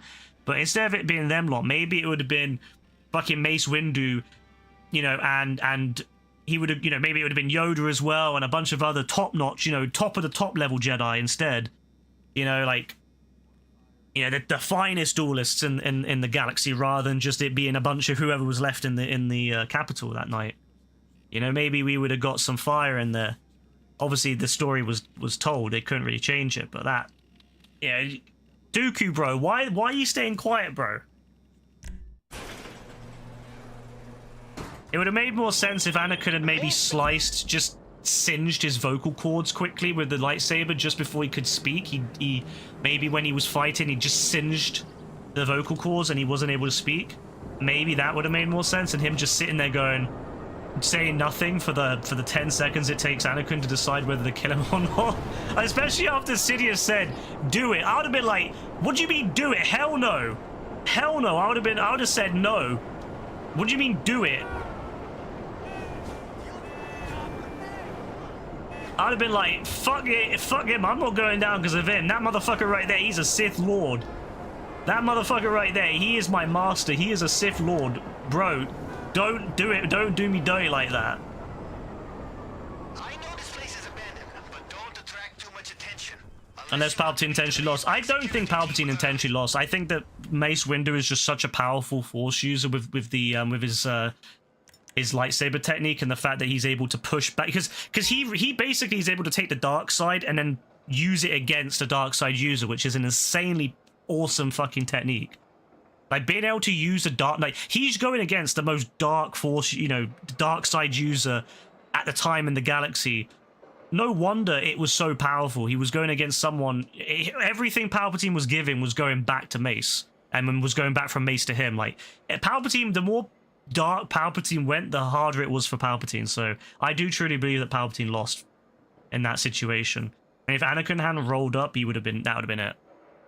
If Anakin hadn't turned up, or Mace had just like killed Sidious straight away as soon as Anakin rolled up instead of giving him a chance to speak, that would have been it. That would have been the job done. There would be no Sidious anymore at that point. Hurry up and grab the pass. That alarm means security is gonna be on you any second. Screw you! But no, like, imagine if what's his name? Fucking Yoda was there and Obi-Wan was there. You know, Obi-Wan's insane defense user. You know, obviously Yoda being, you know, on a square footing with, you know, instead of being a kind of, you know, low ground versus high ground. Bro, it would have been a different story. There would have been no Andor. See, bro, maybe that's what we need. We need to go to the timeline where Anakin actually wins. You know, Mace wins and Anakin doesn't go to the dark side. And then we would never have Andor. The whole Empire would never have existed. A glorious world. Oh yeah, Dean, have you seen that Lego fan film where someone made where Anakin doesn't turn to the dark side?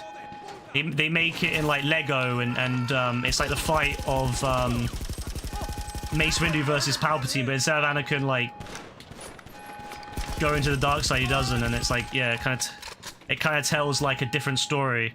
Have you ever seen that? Oh, bro, I need to send that to you, bro. Remind me to send that to you later. It is absolutely fire. I've always thought they should have done an alternate kind of reality, kind of what-if story. Even if it was cartoon, like, it would be really cool to have an alternate, like a what-if story with like a different outcome. There's so much potential for alternate realities where Anakin doesn't fall.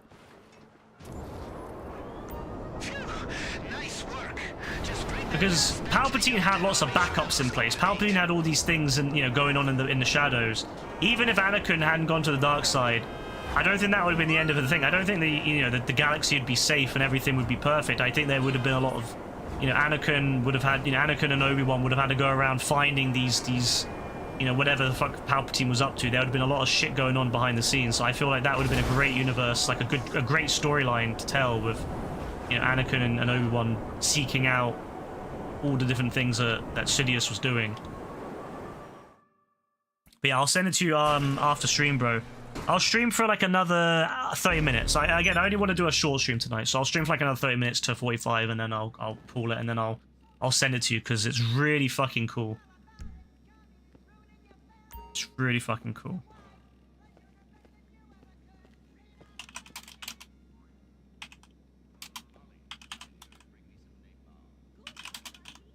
So I'm just doing some of the bots.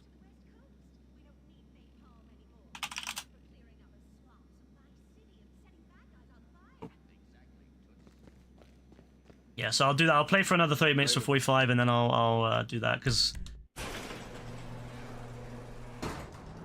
as much as I love GTA, fuck me, man. Grinding over and over again, you can only do so much.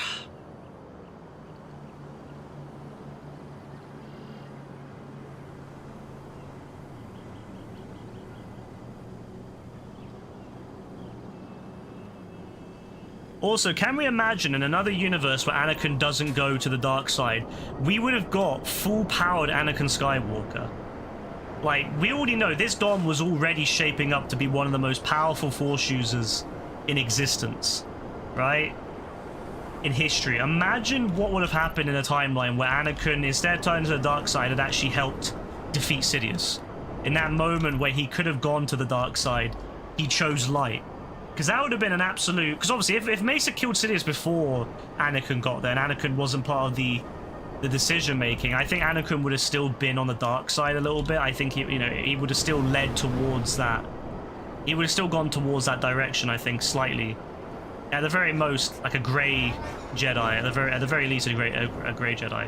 But I think that in an alternate reality where Anakin had been instrumental in defeating Sidious and choosing the light side, this would have been an Anakin of insane power. This would have been an Anakin who fully controlled his emotions and finally had, taken responsibility for himself and picking something that is, even if it's scary to him, he had dealt with his trauma. Even though Padme could potentially die, he chose what is right over what is wrong. Over personal, over his personal needs, and it would have really changed, I think, the way that I think that would have absolutely meant a completely different Anakin Skywalker. He did. He had a brother when he needed a father, 100%. Like I don't fault Obi-Wan because I get why Obi-Wan felt like he had to look after Anakin because no one else was willing to train him. But I do think in an alternate reality, I also like the what if stories of what if Mace Windu had trained Anakin. I always love those as well because I think that Anakin would have been very different as well because Mace was the perfect teacher for Anakin, I think.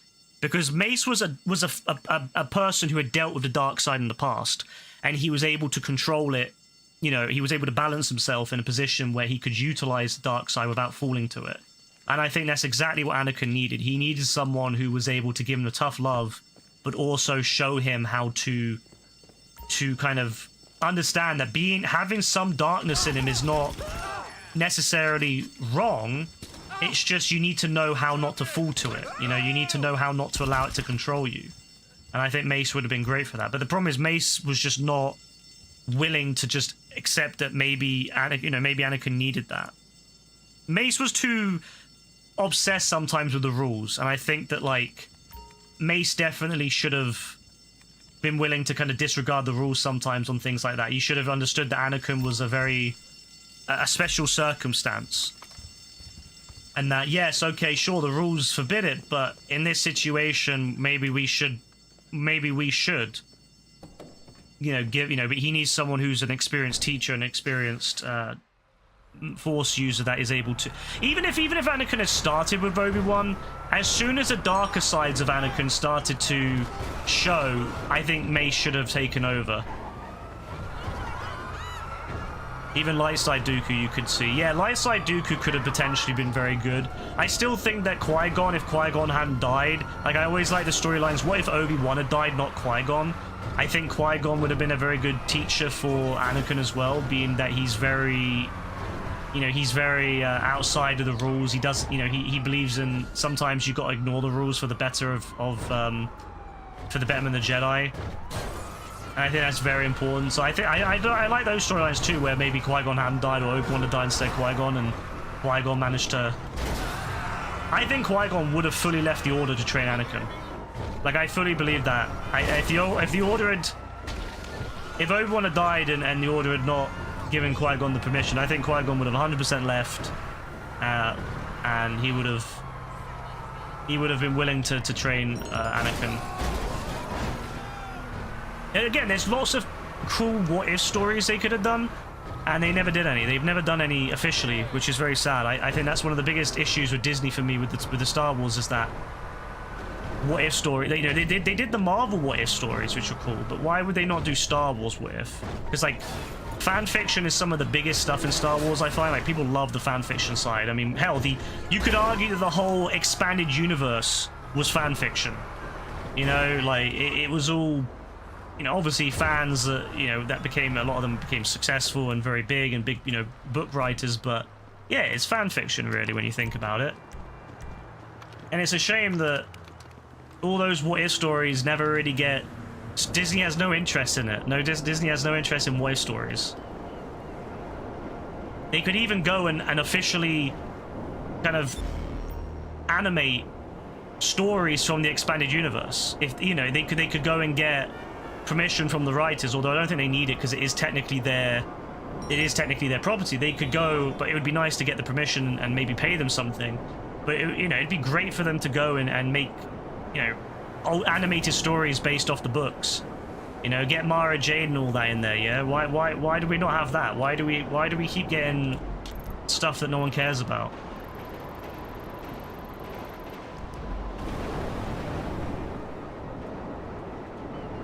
It doesn't even have to be amazing animation either. Just literally Star Wars Clone Wars, the original Clone Wars series from 2002. Even just, or 2003, I think it was actually, 2003. Get that shit on there, bro. That shit was fire. Like, that animation style is fire. It doesn't even have to be like really expensive, tens of millions of pounds, hundreds of millions of pounds animation. It doesn't have to be that level. Just give us some fire. A good storyline doesn't need great animation to tell itself. It's nice, but it's not a necessity.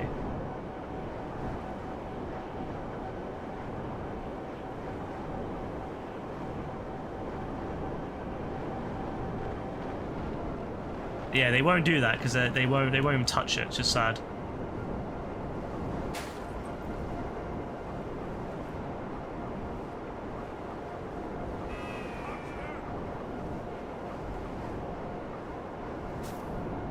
Yeah, Grievous was terrifying in that series. He was a monster.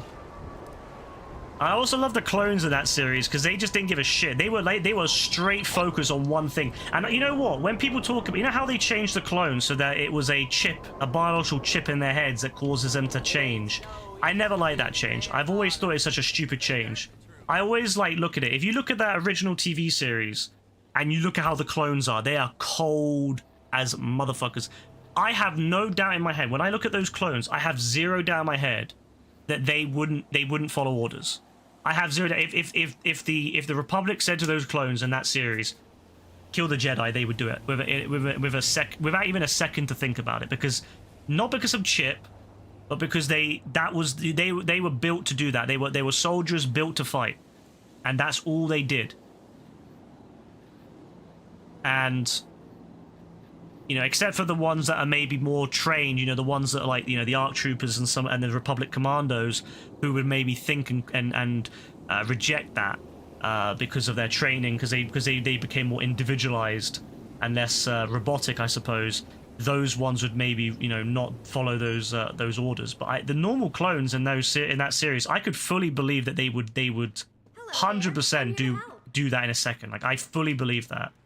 If you went back to that TV show and you said in that moment, turn around and kill the Jedi, in any of those moments, they would do it without even thinking about it. We specialize in those.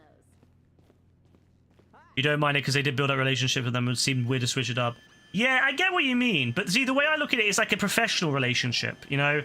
Like, the way I see it is like how you can work with people at work, and you can be friendly with them, and you could be like, you know, yeah, you know, go out for drinks and stuff like that with them. But the second that you don't have to deal with it anymore, you could cut them loose. You know what I mean? Like, that's how I view it. Like, I you know, like, there's so many people I've dealt with in my life that I have to bite my tongue. And in the moment, I'll accept it and I'll be like, yeah, you know, I can get on with them. But the second that I no longer have to put up with them, the second that I've left and I no longer have to ever see them again, bro, done. Never spoke to them again. Never spoke to them again. Wiped them from any sort of social media. Never see them again. I see them in the street. No, I didn't. They're dead to me.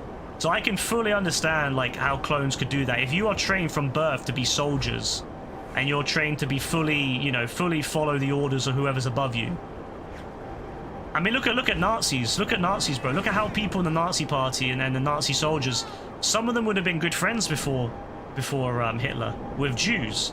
And as soon as Hitler came along, as soon as Hitler said, no, the Jews need to be rounded up, boom, that's over. That friendship's over. They're round up, you know? So I can fully understand and fully, I can fully see how cold-hearted soldiers could be very friendly with someone, but then when you follow orders, you know, it is what it is. So, yeah, that's how I look at it anyway. But again, the chip works, I guess, because they really went into the whole thing with, like, you know, people being, you know, with Rex and not Cody. Cody's still a dick, but Rex and all that, you know, like I can understand with the chips. But yeah, like I liked how, you know, the original Battlefront 2. You know how the original Battlefront 2 storyline where like the clones, you know, they all said like, we knew what we were going to be doing, we knew why we were being taken there, we knew what was coming. And, you know, no one said anything. Even if people had doubts, even if any of the clones had doubts, no one said anything. You know, they all had that eerie silence beforehand where they knew exactly what they were going to be doing. And that is how it is in a lot of wars. It is like that in a lot of militaries, a lot of trained, especially when you're highly trained and you've been trained to basically be a killer for years, you know, especially that age. It really is like that where all the emotions get turned off and it's just, at that point, it is just your duty. So that's why I like the original one, but I understand like why people like the chip thing too. I personally, I'm fine with the chip storyline, but I do prefer the original storyline, and I do. If I have the choice, if I had to write Star Wars fiction, although I'd be terrible at it, if I had to write a Star Wars story, I would opt to use the non-chip version as my personal thing, because I personally prefer that. But I don't care if the chip one is there.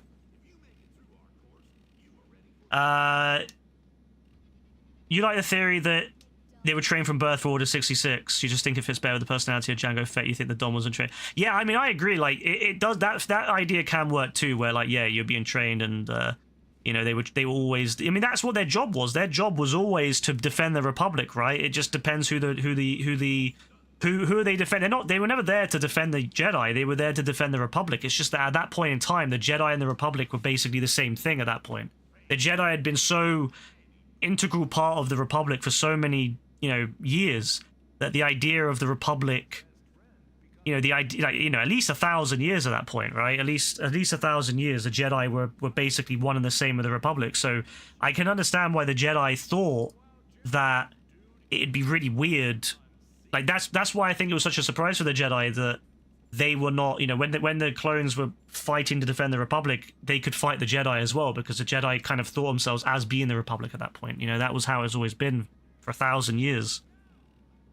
So the idea that they weren't suddenly part of the Republic, like, you know, core part of the Republic, they were just kind of an alien species to them, you know, like a parasite. That's how people started viewing them, as a parasite to the Republic. So, you know, you could have a whole story, you could have a whole series of TV shows talking, you know, have it, like, you know what, yeah,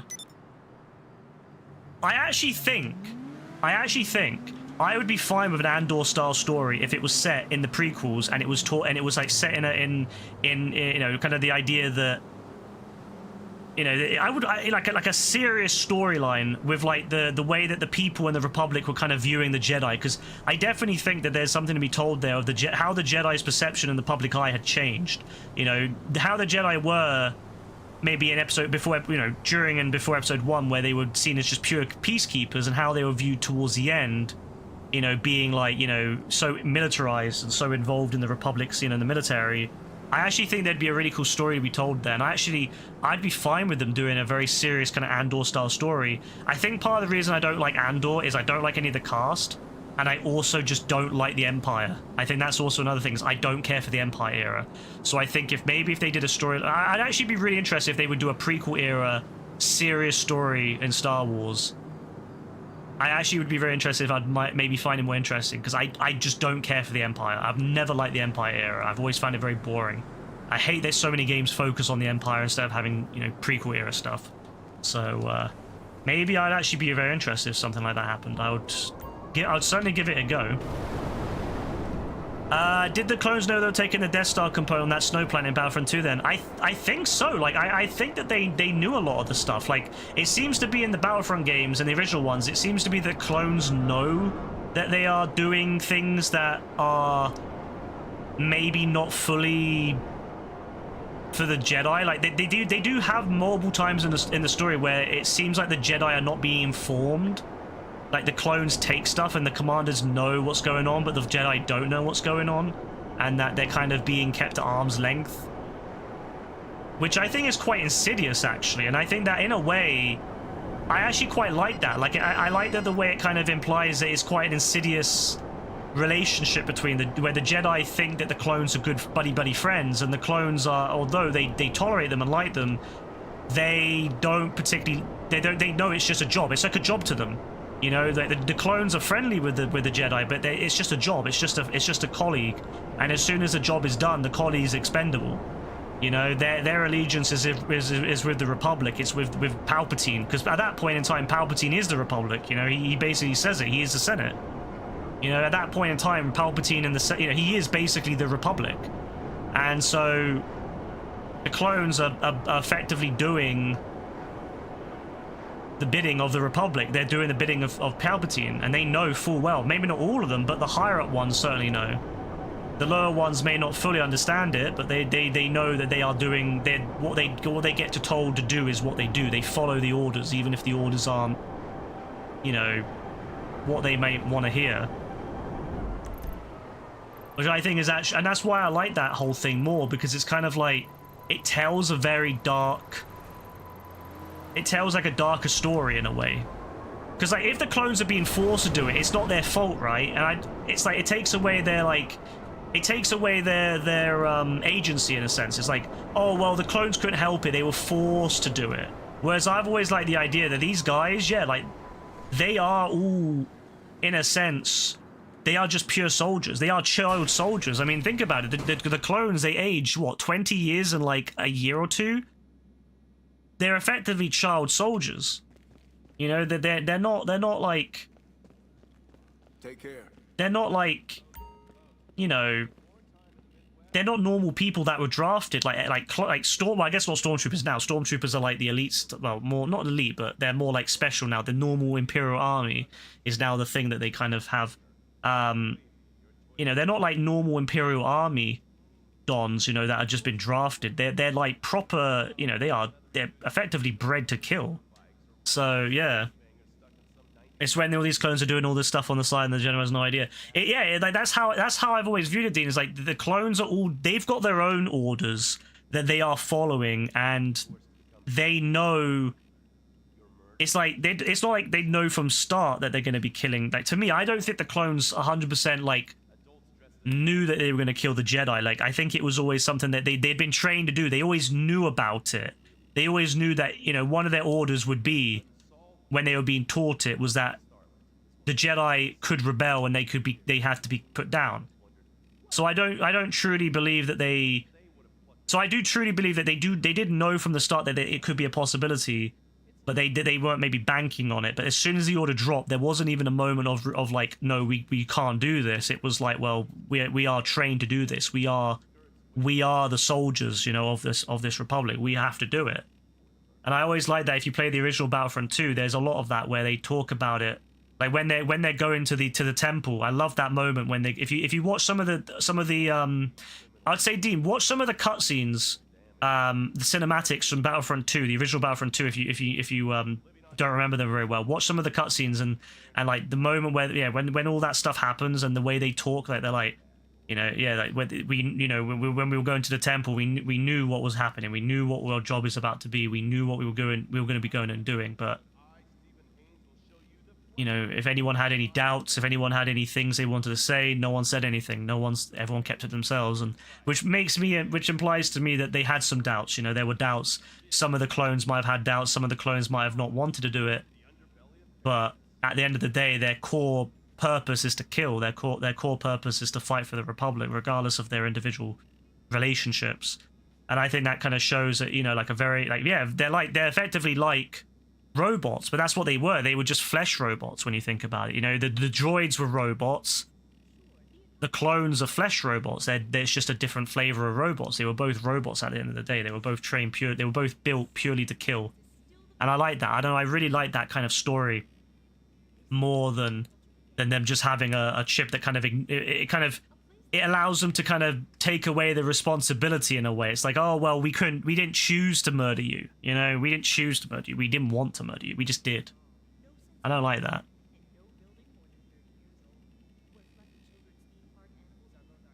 Oh yeah, that's exactly it, Dean, as well. Yeah. Some of them had annoyances. Some of them would talk about that, where you could tell they were kind of, by the end of the game, you could tell by the end of the point before they turned into the Empire, you could tell some of the clones just seemed kind of, because like, that's what Battlefront 2 did. It was a story of the 501st from the moment they started all the way. It's from 501st from Geonosis all the way to the end of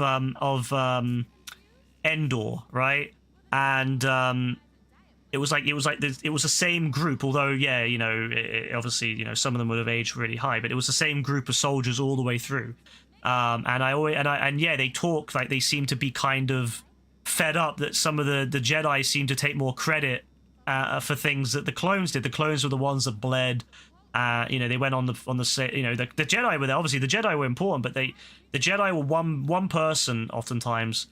Versus, you know, whereas it was the clones that were out there dying non-stop. They were the clones were the ones out there being shot, being, you know, ripped apart, being murdered. And yeah, a lot of them seem to be kind of resentful, which makes sense. And so, when I look at the cartoon they did later, and, you know, the connections between Rex and like Ahsoka and Anakin, like, I do think it's kind of it's too kid-like in a sense. Like, these are still full adult men that have been trained their entire life. They don't have another life. Their entire life is set to be soldiers, and for them for them to really care about these random people, I don't know, it doesn't really sit with me. Like, yeah, you know, you would have a professional courtesy and you would maybe learn to appreciate them to some extent, but bro, why, at the end of the day, they're not you, you know, the Jedi aren't clones. The clones were all bred. They were bred in the same vats together. They were all grew up together. They spent years being trained together. And then these random Donnies come in and suddenly they care about these random Donnies. That, why would they? Why would they care that much? Yeah, and the person they clone for is a bad guy. You know, he's a bad guy. Like, whatever Boba might be, Jango was a cold-hearted killer. Jango was a full savage. And, you know, whatever, Boba might be less of a savage, and I think, you know, he does have some honor there. I don't think Jango had any honor. Jango would work with anyone who would pay him, you know, pay his bills. Plus, Jango also hated Jedi, which, you know, makes sense. Jango also hated Jedi. So I'm pretty sure Jango had a massive... There was a fight with Jango, wasn't there? With, like, Jango and a bunch of Jedi and, like, his some of the Mandalorians. Like, before Episode 1. Or before Episode 2, that caused, like, him to... Oh, it was like Dooku was there, and it caused him to have doubt and all that. And also hate the Jedi, but... Yeah, like, no, like, so that's the thing, Jango, yeah, so, like, these soldiers, like, 100%, whenever I see it, I can honestly believe that the clones would have turned on the Jedi. And I also, that's why I think to myself, like, the only clones that didn't turn on the Jedi in the original stuff are the ones that were, like, more trained to be individual. Because, like, you have to remember as well is that, like, when you're trained like that, you're being fed propaganda, like the Nazis, you know, the Nazi soldiers were being fed propaganda. It's why Hitler had the Hitler Youth and all that, where you were trying to train them from children to be Nazis, right? That's why the only clones that really went against it in the original expanded universe were the ones that were like ARC troopers and commandos, people that, you know, clones that were trained to think more independently, clones that were not fed as much of that propaganda, that dogma, and being a little bit more independent thinkers. And they were able to think and go, well, why are we doing this? Like, how, you know, whereas the normal clones are more just very bog standard, you know, very much like one thing and one thing only, which is to kill for the Republic. And so that's why originally it was only really like the higher up troopers that were able to think, you know what, maybe we shouldn't be doing this.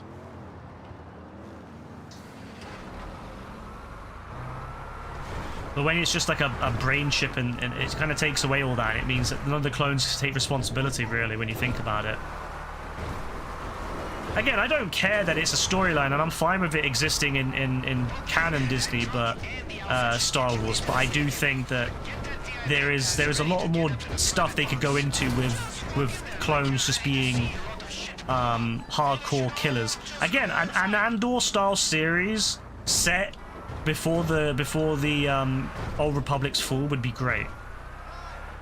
Like a serious storyline talking about these serious issues, dealing with these serious issues, and maybe the discontent in the Old Republic between factions.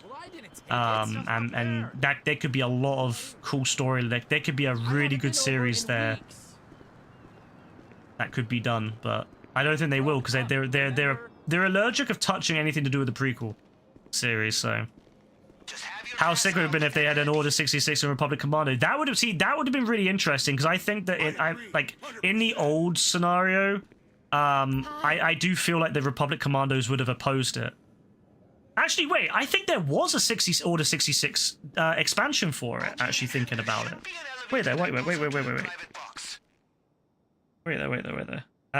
Old Republic Commandos Order... I'm pretty sure they did that.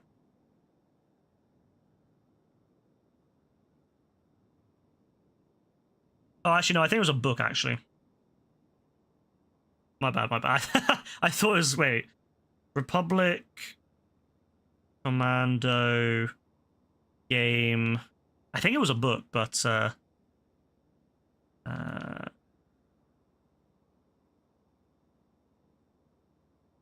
oh yeah, so so they did release an Order 66, but it was for mobile phones.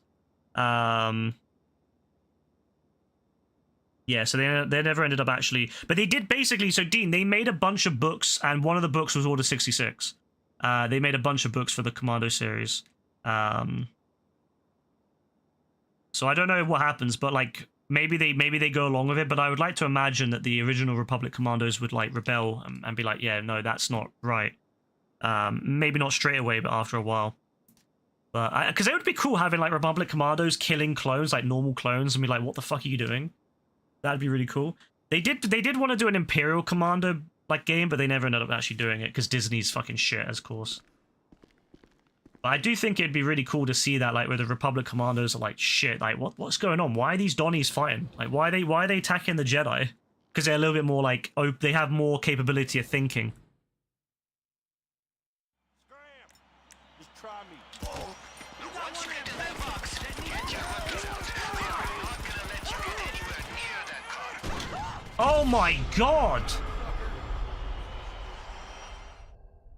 Bro, what are these fucking... What are these guns that these Dons use?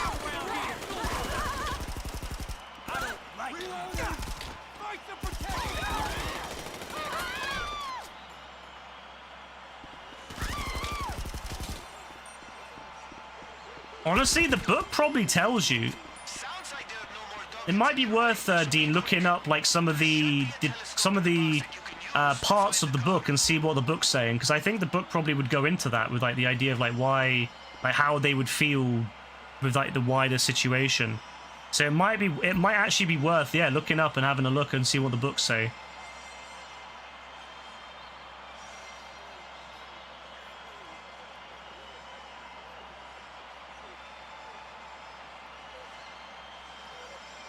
Where the fuck is it?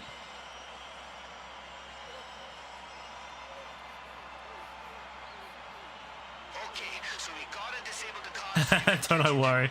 Nah, bro, honestly, Drones in the private box. some of that old stuff is honestly what I love.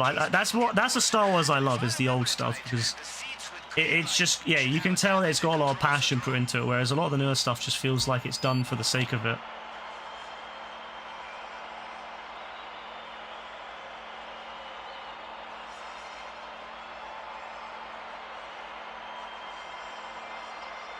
You think your bank account grew like 25k today? It might have, yeah. It might have. Ah, fuck, I won't get the bonus then. It's definitely gone up.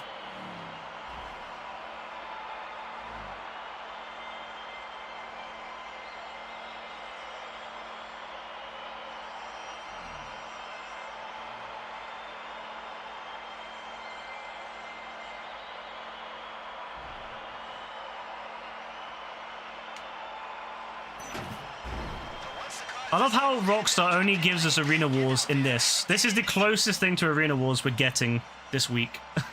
Is this fucking shit. One day we'll get it. One day we'll get Arena Wars. It'll be glorious. Hopefully it'll be when Joe's not so busy. I'm actually kind of hoping that it will get it when it's not. Because I think Joe's busy at the moment with university stuff, because it is that time of the year where university work is quite intense. So... yeah, I think that it would be very, I think it would be good for it to be when Joe's not as, busy.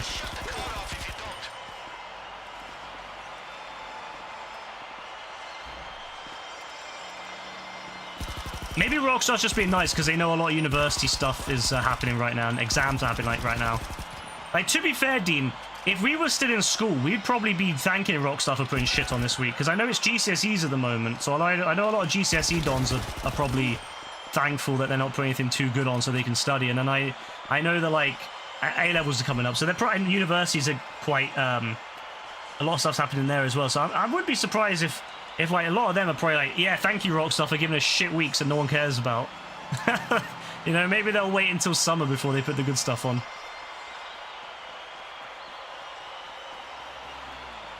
That's copium, I'm not gonna lie, but I mean, yeah, gotta have some copium. Don't ever reinstate oil gas. You like being on top. I mean, yeah, it's gonna suck if I do reinstate gas and everyone loses all their gas.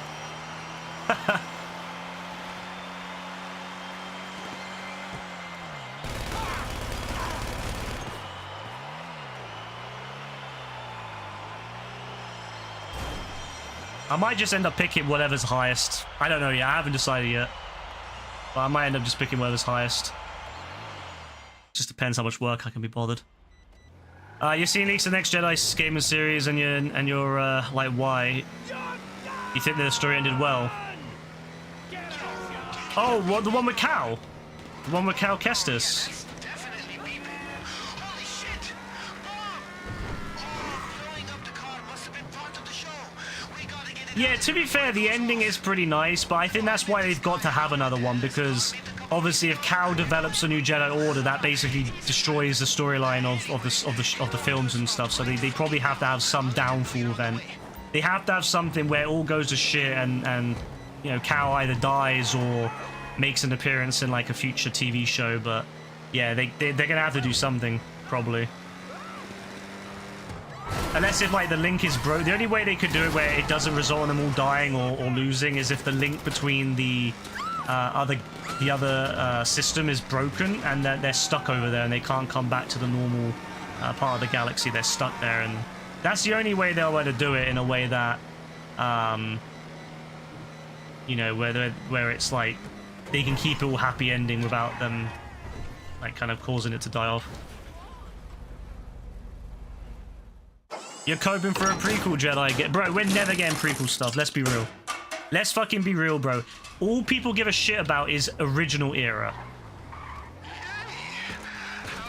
I mean, it's the same thing with sequels. They don't give a shit. No one gives a shit about sequels or prequels. All people give a shit about is the original era when it comes to, like, developing games. Let's call it a day, huh? I need some fucking therapy or something. Everyone, I don't know what it is. I don't know if it's because the people that are leading these developers are all, like, original era dons.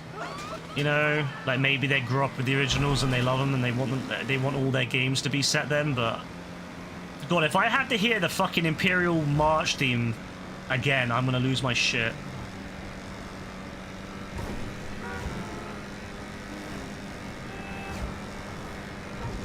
If I had to hear that Imperial era music.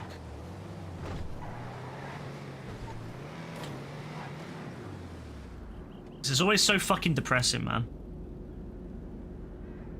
Killing, you know, that's one of the reasons I like the second Jedi game, is because you got to fight droids. You got to fight battle droids, which was fucking awesome.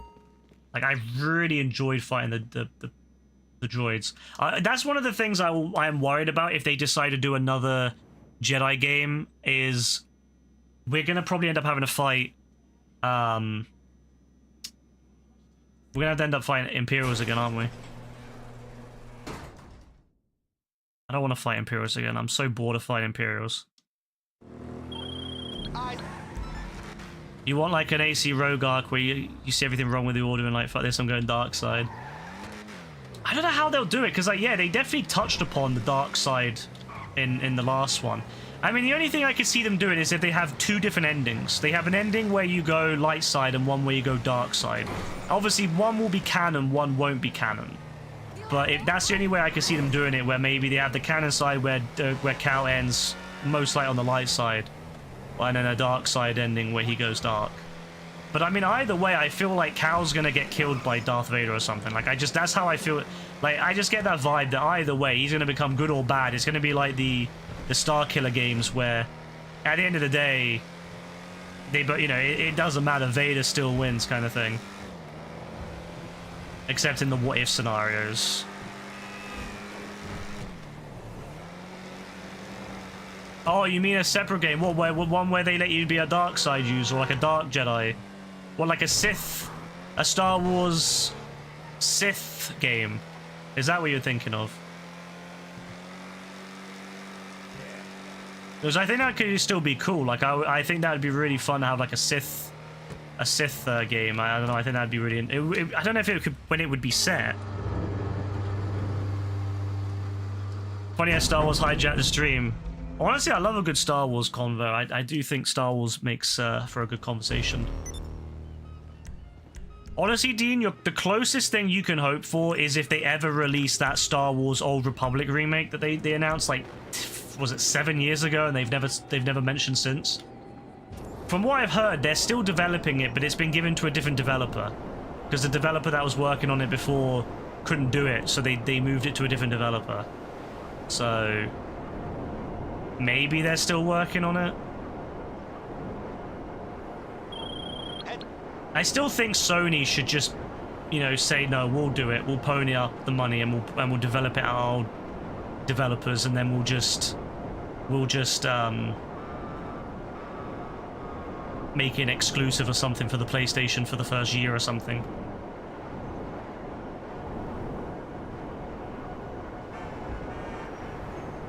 I'd rather it get made at Sony than not get made at all, right? Like, I know some people say, what about Xbox? Look, I understand, but look, I would rather it gets made at all than not at all.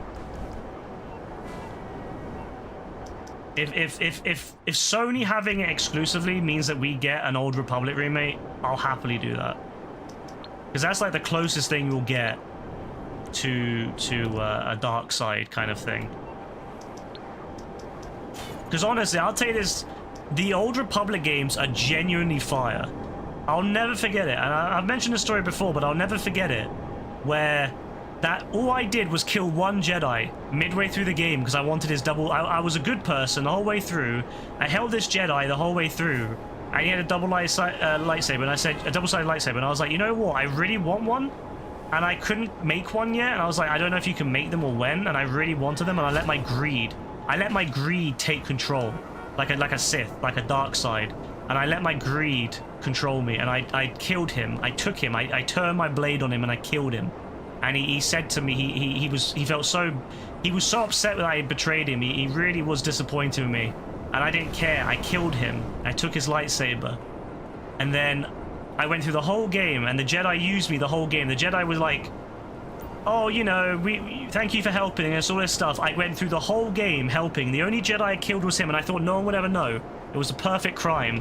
And I get to the very end of the game. I help the Jedi win. We win. The Jedi Order's reestablished. And then the Jedi Master, the guy who's like in charge of the Jedi, he said to me, thank you for helping and all this stuff. You know, you've been very helpful to us, but we know what you did. And I was like 11 years old. I was like, what do you mean? What the fuck does this guy mean? And he's like, you killed a Jedi, and we cannot have that. We cannot trust you. Thank you for helping us, but you cannot be with us, and we're gonna have to kill you now, by the way. And I was like, what the fuck?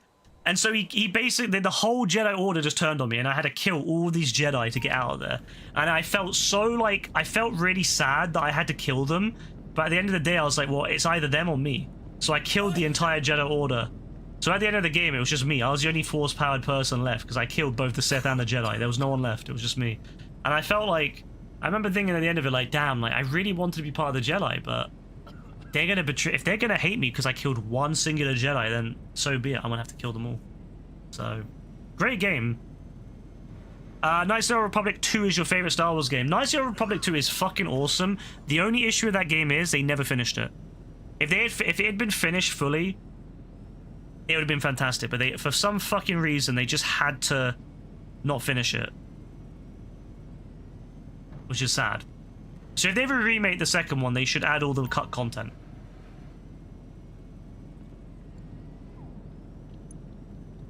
But I love the way that it continues on. I love the way that, like, yeah, like, I love all that stuff. I don't know. I think it's so good the way they did it. It's such a great. Yeah, it's just great. All of it's great. I love those games. They're so good. It's a shame they never made the third one. If you ever got the opportunity, always Sith. You never played light side on Old Republic, bro.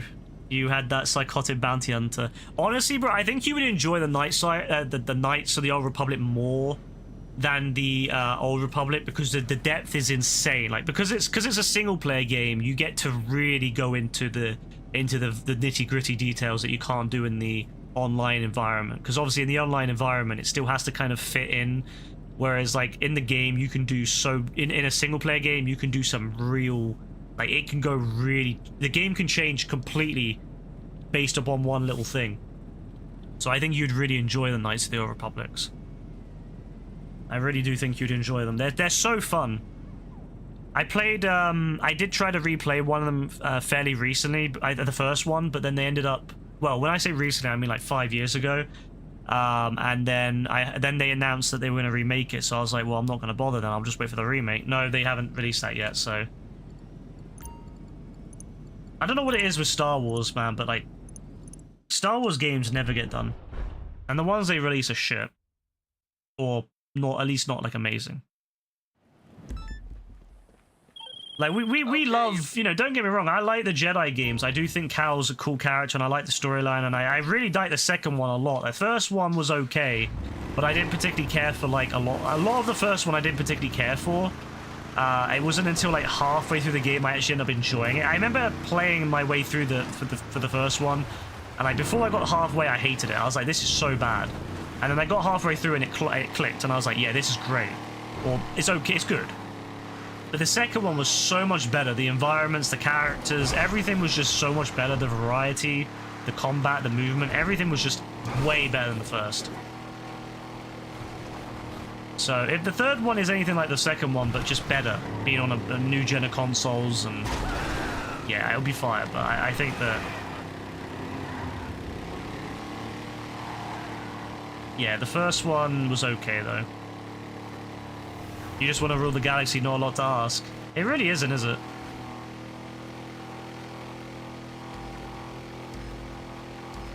That's why I think the Knights of the Old Republic stuff is so good, because I think the games set outside of the Skywalker saga are way better, because you can actually have that customization. You know, we all know what's going to happen. Let's if you do a what-if story. We all know what's going to happen with the Skywalker saga. We know what happens. We know Palpatine is the Emperor. We can't kill Palpatine. We can't do this. Very rarely, unless if like that with the Star Killer games, very rarely do you get that kind of opportunity to kind of break the limits of the Skywalker saga.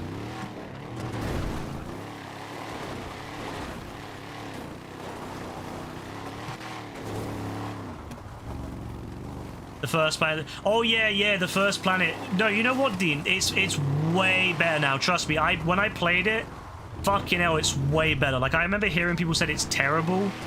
No, when I played it, bro, performance is beautiful now. Like there's definitely still some drops, but fuck me, it's so much better now. Like insane. I had no issues the whole way through except for like 1 or 2 times, and I was fine because I just, you know, it went away as soon as I went to a new area or when I like reloaded or whatever. So. Yeah, it's way better now. It's a really good experience.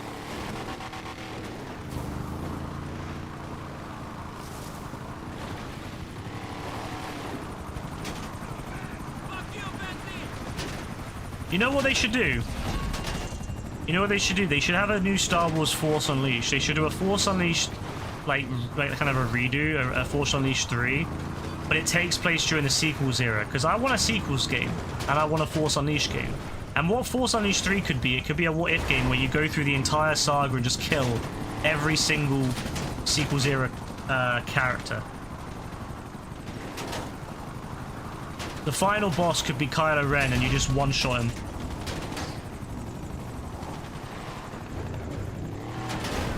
You literally just light your lightsaber, next thing you know, Kylo Ren's dead. He just dies. It's like, oh, that's cool. You cut through the First Order stormtroopers like butter because of how shit they are.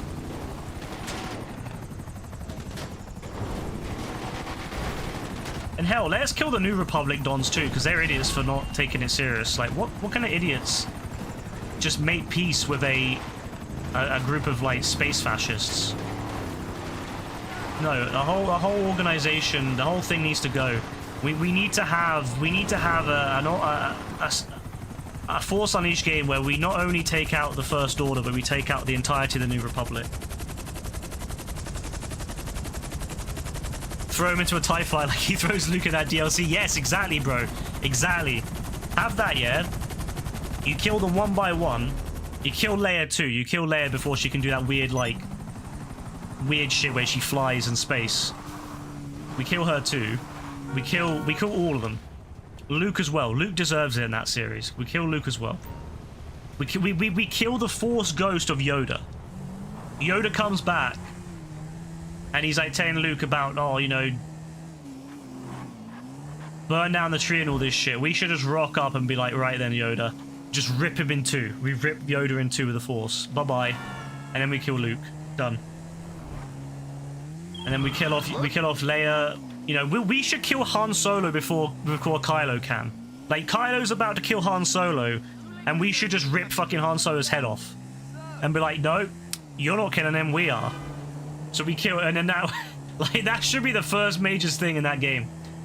You know, we get to the same room Kylo Ren's in, about to kill Han. No, Han just gets his head just ripped the fuck off. And we're like, no, sorry bitch, you ain't killing him, we're doing it.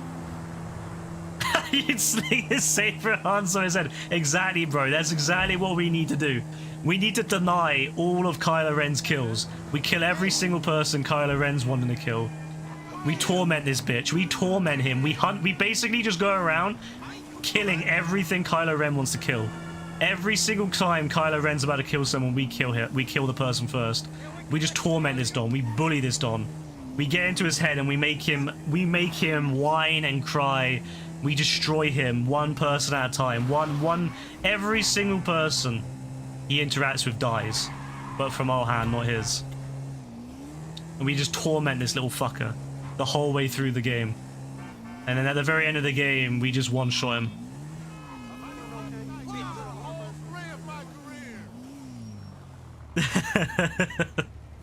No, honestly, bro, that's what we need to do. Maybe that when we kill, maybe the time when we kill Rey, just as he's about to kill Rey, we kill Rey. We kill Snoke. You know, instead of them killing Snoke, no, we kill Snoke. We fucking rip Snoke apart. All the guards in there, we kill all the guards. Instead of this like weird shit, like where they're dancing trying to kill the guards, we kill the guards. They just run from us the whole way. They just run and escape from us. We kill Poe. We have to kill Poe first. We have to kill Poe first. I hate Poe so much. We kill Poe first. I don't even want Poe to have one word, bro. As soon as Poe comes out to say one word, we kill him. He dies. We rip his vocal cords out and he dies. I don't want to ever see one. I hate Poe Dameron so much. I don't ever want to see that motherfucker. I want to see him die. Before the game even starts, bro, all we hear is Poe dying. Before the game even starts, Poe's dead. I don't even want to see it. I want to see. All I want to see is the game start. Poe's dead on the floor. That's our beginning. The game starts. Poe's dead. That's it. No more Poe. I hate that Don. I hate his name as well. I hate the fact that they call him Poe. What a stupid name. Honestly, kill that guy first.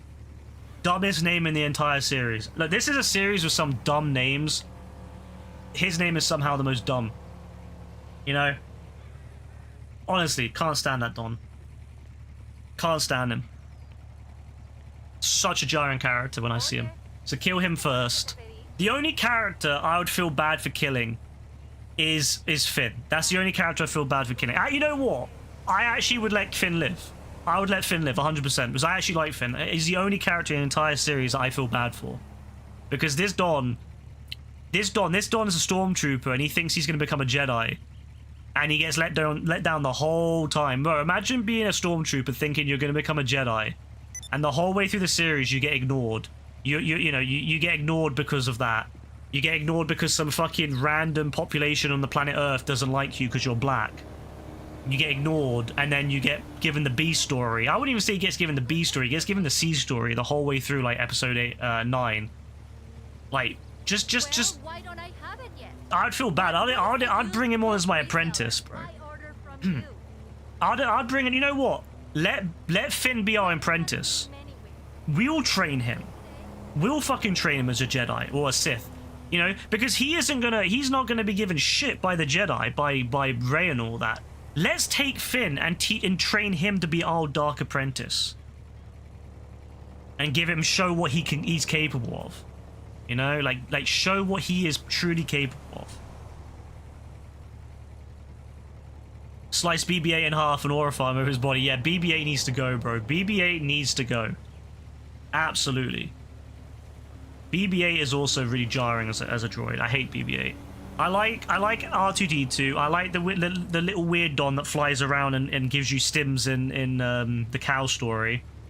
I don't like BB-8. And you know why I don't like BB-8? It's because it's a ball. It's a ball with a fucking thing on top of it. I hate that. I hate that design. I hate that design so much. It's such a stupid design. Like some donkey was probably playing fucking football And he's like, oh, I've got a great idea for a droid design. And then he tapes some shit to the top of a football and says, that's our droid. Fuck that. Fuck that droid. So BB-8 gone. So Poe gone, BB-8 gone, Rey gone, Kylo gone, Hux gone. Who else is there? Snoke.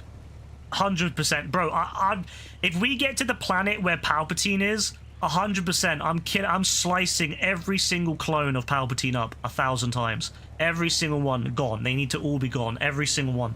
Snoke 2.0, Snoke 3.0, all of them gone. Bye-bye. And then we kill Palpatine. We rip Palpatine out of that machine, and we just absorb him. Fuck Palpatine for coming back. We kill them all. We kill them all. Every single one of them gone. The only person that survives is Finn as our Dark Apprentice, and that's it. Every other one gone.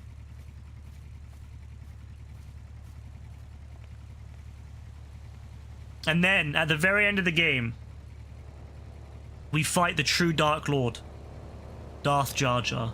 At the very end of the game, Darth Jar Jar comes out. And he's like, Misa! Misa, Jar Jar Binks-a! Misa, happy, you kill! you kill, I don't know, like, you know, that'd be great, like, bro, we have to fight Darth Jar Jar, please. I need it. We need it, bro. I would have 100%, bro. I've always said Darth Jar Jar being the real threat over Palpatine would have been great.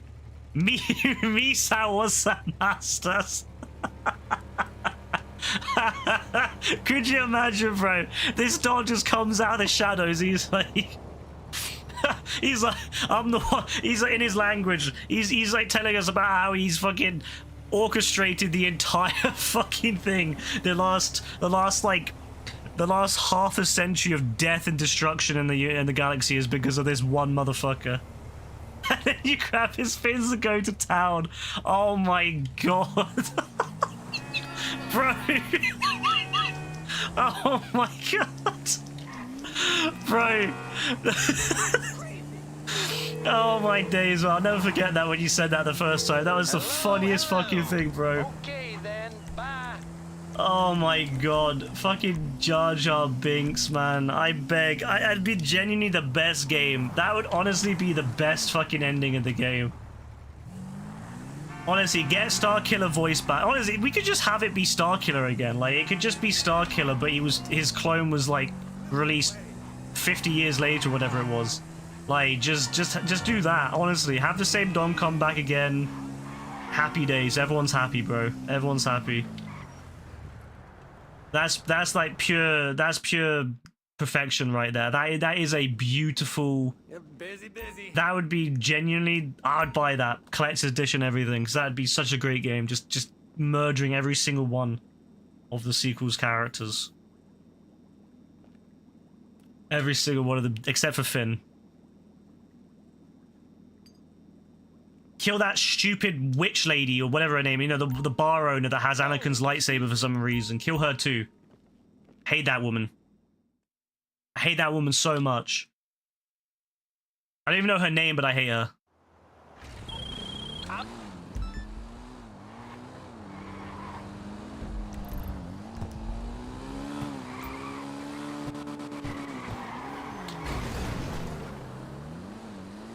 Have it co-op. Yeah, that could be honestly good. Like, having a co-op option, that would be fire, honestly. No, there's genuinely so much good stuff they could do in that saga to kill like all the characters off and just make it beautiful, but I don't think Disney's even interested in touching that whole era anymore. But I think it would be great. I'd pay good money for that game. I really would.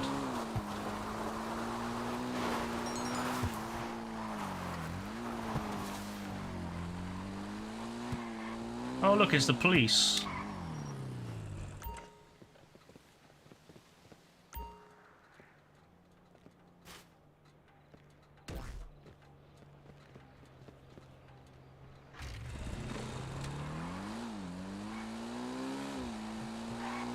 Honestly, that'd be fine. Just remake the first two, or at least remaster the first two, and then drop the third one, and it's a sequel story. That's all we need. We'd be so happy. Oh yeah, like, bro, let's be real. Let's be real. None of the Jedi in the sequels era are even fucking Jedi level. Like, let's be fucking real. None of the Jedi in the sequels era show any sort of actual skill level. Like, they're all so amateurs. I'm telling you, bro, some youngling in the Jedi Temple that Anakin kills could like solo every single Jedi and Sith in the sequels, 100%. Bro, that little kid that goes, Master Skywalker, there's too many of them, what are we going to do? He would 100% solo Rey and Kylo at the same time.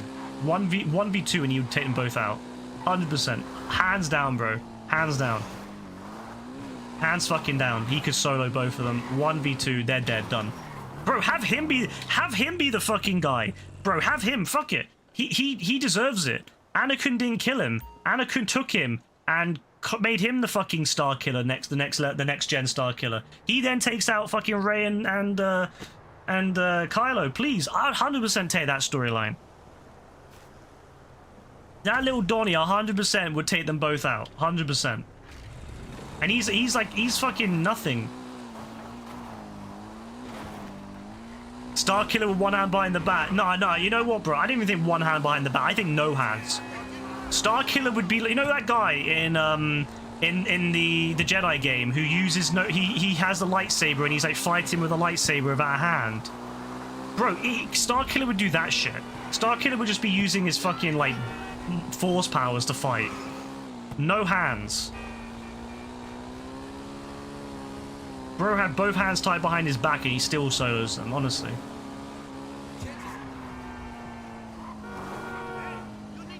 Bro could have no body parts. Star Killer could have all his body parts removed and you still solo them.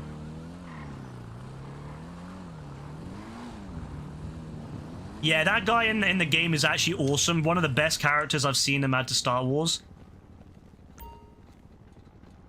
I really wish he had gone against Anakin, like, or Darth Vader. I would love to have seen Darth Vader go against him and go, so you think you're something, do you? And then Darth Vader just like one-shots him. I would love to have seen that. I was really hoping that would happen, but sadly not. But I like him as a character a lot. I think he's really interesting, and I love the way that he bleeds the lightsaber like right there and then. It's such a savage move.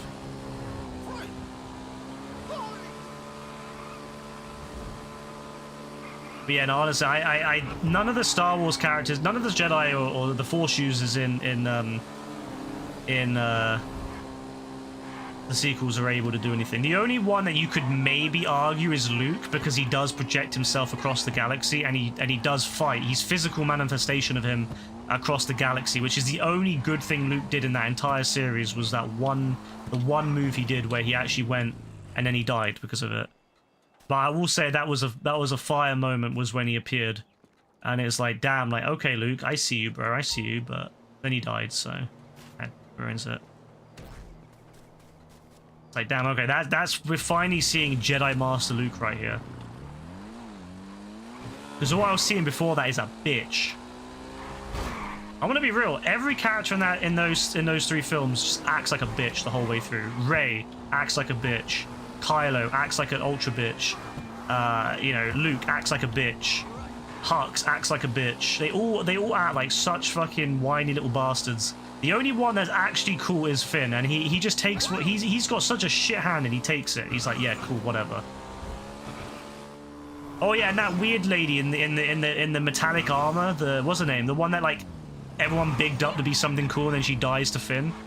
That lady as well, the chrome bitch. Can't remember her name, but chrome one.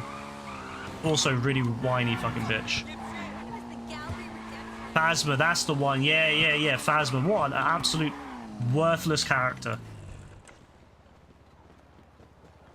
What does she do? What does she do in the entire series again? Like, does she do anything? Because I don't remember doing anything. All I remember is her, like, getting really angry at Finn for daring to rebel against them. Drank his green milk, then became a projector. We should have asked JB what green milk is. Like, what is green milk? Is it mint? Probably. Nah, it's actually such a... She's top 5 Aura farmers. She did Aura farm. To be fair to you, she did Aura farm. She spent most of the films just standing there. Maybe I'm being too critical of her. She did Aura farm like crazy, to be fair to her.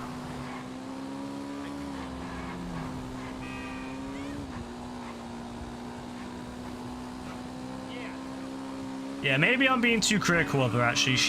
You're right, Dean, you're right. I completely forgot she does Aura farm like crazy. She's like fighting to the death to Aura farm, so fair enough, fair enough.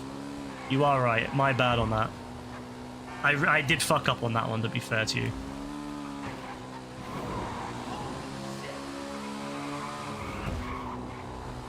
Was killed too early. Did they ever say what they were going to do with her? Like, did they ever release any plans or any like leaked any ideas for it? Because I feel like she never ended up getting used for anything. Like, was there a plan for her to do something? Was she going to be like? Was she ever going to take the helmet off and the armor off and become like a real serious character that does something, or I don't know. Not early enough for you. Bro, you know what's funny? I think you would have been happy if in the beginning of Star Wars Episode 7 they just have a fucking black hole go off and like everything, like the central black hole in the galaxy just expands and just takes out the entire galaxy in one go. You'd probably have been fine with that. You'd have been like, yeah, this is a great movie.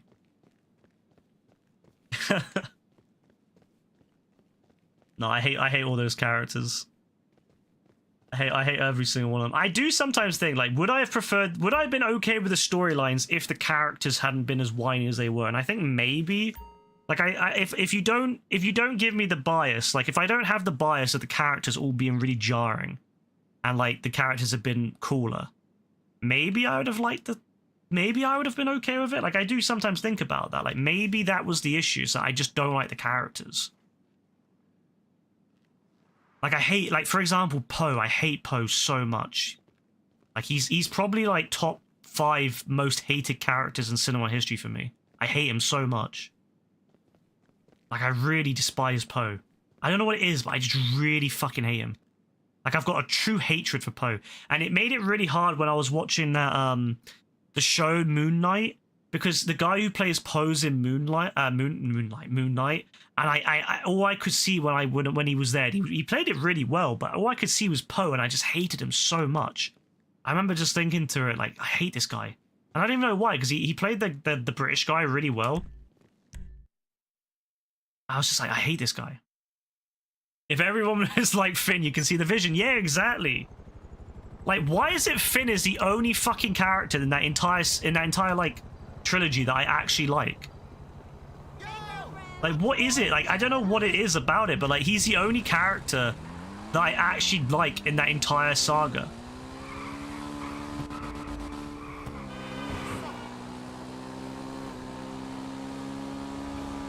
Like, who wrote Finn and why did they cook?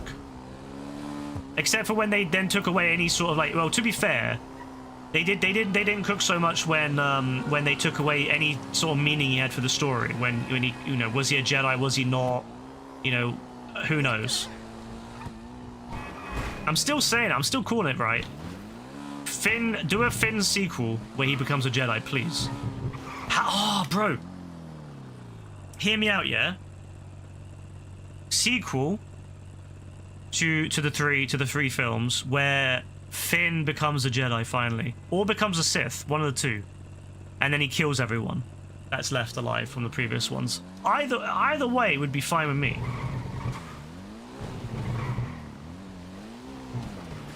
Nah, Finn wouldn't become. Let's be real. Finn wouldn't become a Sith though. Finn's too good. Finn's too good for that. Finn's too good to be like. He's too good-hearted. He's pure. He's pure-hearted. Like the rest of those Dons, nah, he wouldn't lower himself to them. He wouldn't lower himself to that. He wouldn't do it. He wouldn't do it, but it would be fun. Yeah, it would be really cool to train him to use the dark side. Like, maybe, like, he's so disillusioned with Rey ignoring him the whole way through the fucking series that he accepts to become a Sith. Like, he's so disillusioned. He's like, Rey took all my glory. Rey took everything from me.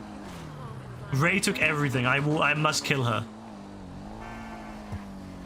I was supposed to be the star, and Rey took that.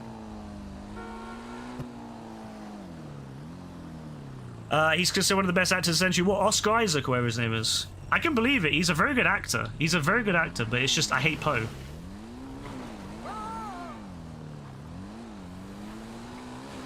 Poe just has poisoned that whole actor to me. I've never hated someone like I've hated Poe. I don't know why I hate him so much. I just do. You would think I would hate like Rey or someone or Kylo. No, I hate Kylo, but Poe angers me more than Kylo. Kylo's like number 3 on my list of hatreds of those films. Like I'd say Poe's number 1. And then the fact that fucking there's Snoke. Snoke's number 2. I hate Snoke so much. Such a pointless character. Snoke was just basically a testicle. Like that was all he was. He was just a ball. He was just a testicle with wrinkles. He was a wrinkly testicle. I'll never forget all back then. People were like theorizing that Snoke was Mace Windu back from the brink after being thrown out of window and pissed. And I was like, you know what? I actually would like that more than Snoke, because I actually would like that. Like Mace Windu turns to the dark side fully after what Anakin does. Anakin like fucking basically throws him out a window and he's like, right, I'm done with these motherfuckers, and he becomes evil and he wants to take them all out. He just gets there too late. I would love that way more than whatever Snoke was, which was, I'm pretty sure, was the Snoke a clone of Palpatine? What a stupid storyline that was.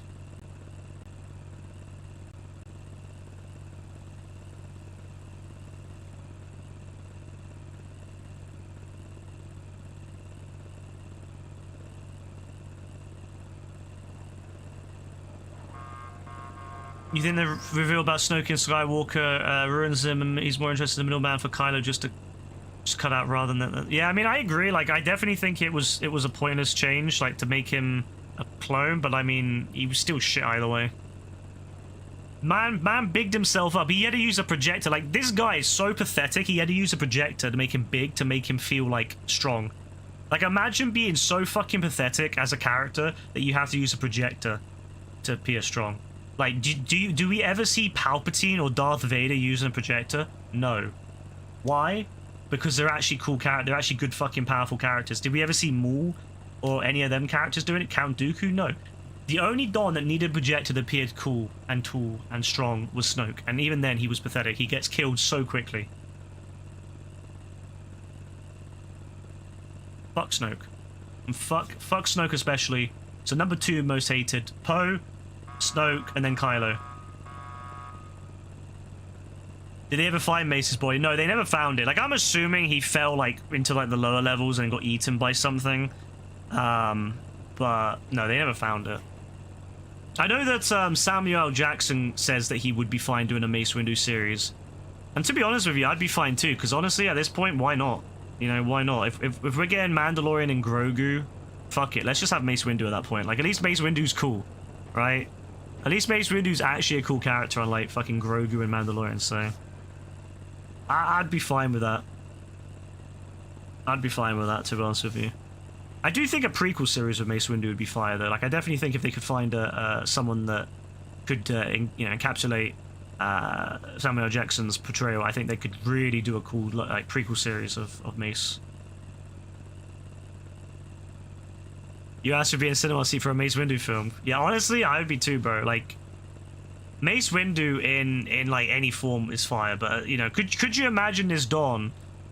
Like, they could even do like a bit of a mix. They could do a bit of a prequel and a sequel. Like, they could have like Mace Windu as a young person, and then they could have Mace Windu then. It could be flashbacks. It could be like flashbacks, and then Mace Windu wakes up, and he's like, "Yeah, I hate these motherfuckers." Maybe they could have the first... I don't know if they've ever sworn in Star Wars before, but maybe they could have the first motherfucker in Star Wars, and it's Mace Windu waking up after, like, he dreams of his the prequel era. He dreams of himself as an apprentice going through, and then him getting his ass handed to him by Anakin, and he wakes up, he's like, motherfucker, and then it's time to actually cook. Goes into the shadows and becomes some sort of crime lord out in the middle of nowhere. Oh yeah, you beat Brassy finally. Good. Brassy's finally on number 10. We just need Lewis now to kick Brassy out fully.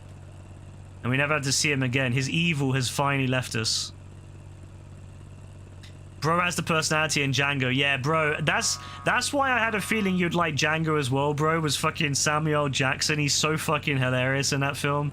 Like, bro is just such a savage in that film. That's like Mace Windu if Mace Windu had enough.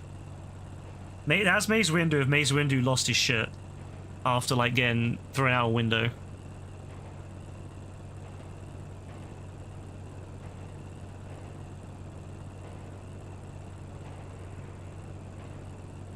You know when Django goes to talk about Mandingos, there's the white guy he talks to and says he knows how to pronounce a name.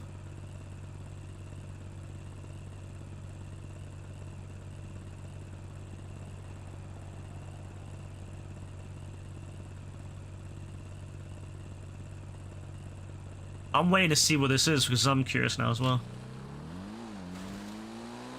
2 minutes. Franco Nero, the guy who plays the original Django. Oh yeah, I remember that.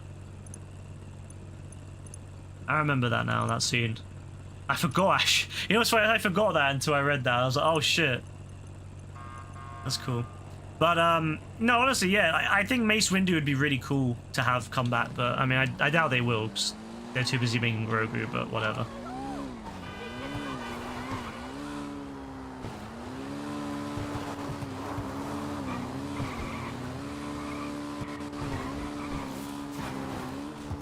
Bro, I would even take it. You know what? I would even take it if Mace Windu appeared in fucking Star Wars Jedi 3 or whatever, and Cal comes across this fucking old-ass man with, like, robotic hands, or, like, one robotic hand, one missing. And he comes across, he's like blinded and burnt and disfigured, and he's like, you know, this old man, he's, like, really mysterious, and then he reveals it's fucking Mace Windu. He was from, you know, he barely escaped with his life, and he couldn't go back and fight because he was scarred, he couldn't fight anymore. I'd even take that, bro. I'd even take that shit. Like, I'd even take that, to be honest with you. At least that would be fire. Like, I'll take anything Mace related at this point.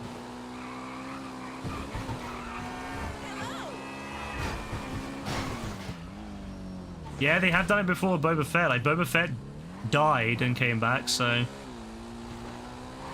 there's no reason they couldn't. I mean, Palpatine also died and came back, so, you know, that's true. And I suppose, yeah, in the game, Boba Fett just makes his appearance in the game, which is really cool, to be honest with you. I thought that was probably one of the best things to do with Boba Fett, so yeah, I mean, there's no reason they couldn't, like, use a character that's already in the series.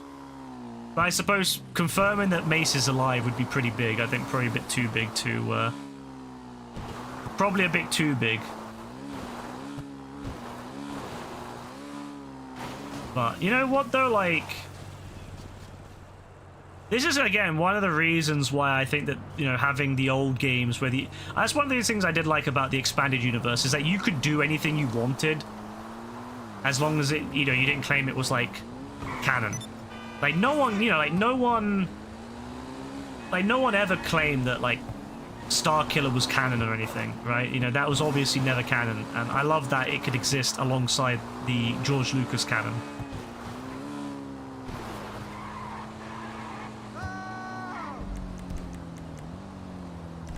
Alright, let me have a look. Let me have a look.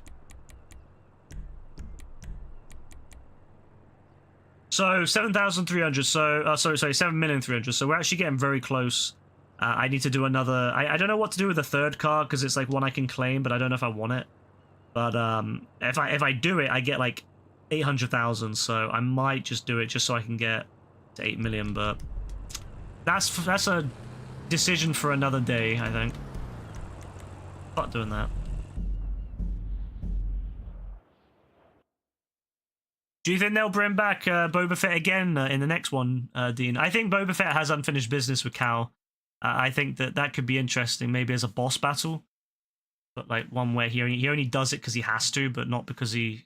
But then he, you know, at the end of it, they kind of like shake hands. Because it'd be cool finding an actual threat. Because like none of the characters that we really fought as Cal's like a real threat, other than like the one we fought,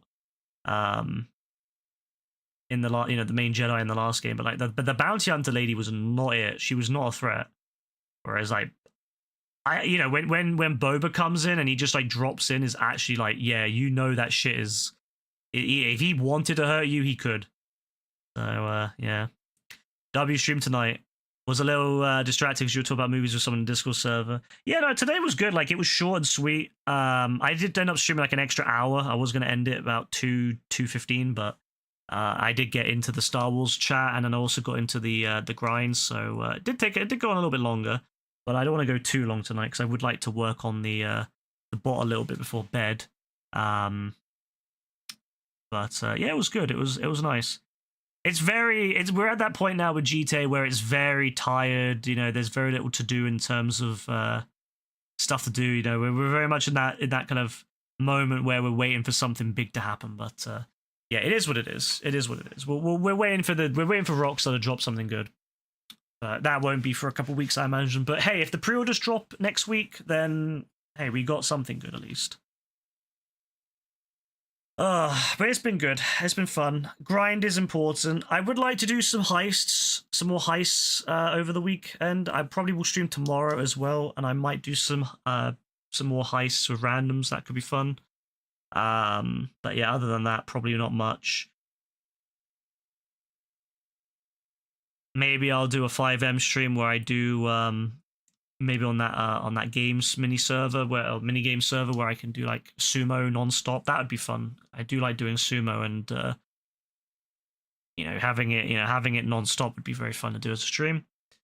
Yeah, other than that, yeah, I think that's pretty much what it's going to be next couple days, really. It's just Rockstar keeps giving us shit, so we got to work with it. Oh well. Anyway, thank you, Dean. Yeah, have a good one, everyone. Enjoy the rest of your nights. Enjoy your weekend. I'll be back tomorrow, and yeah, we'll see what happens. Now the bitch AF without him even knowing to message him. Poor AF. Poor AF. What's he on again? 50? Is he 55? Yeah, like 10 hours. Poor AF. Yeah, if we get Lewis back on, we can get rid of Brassi out of the rankings, which would be fire. Anyway, have a good one, everyone. God bless. Bye.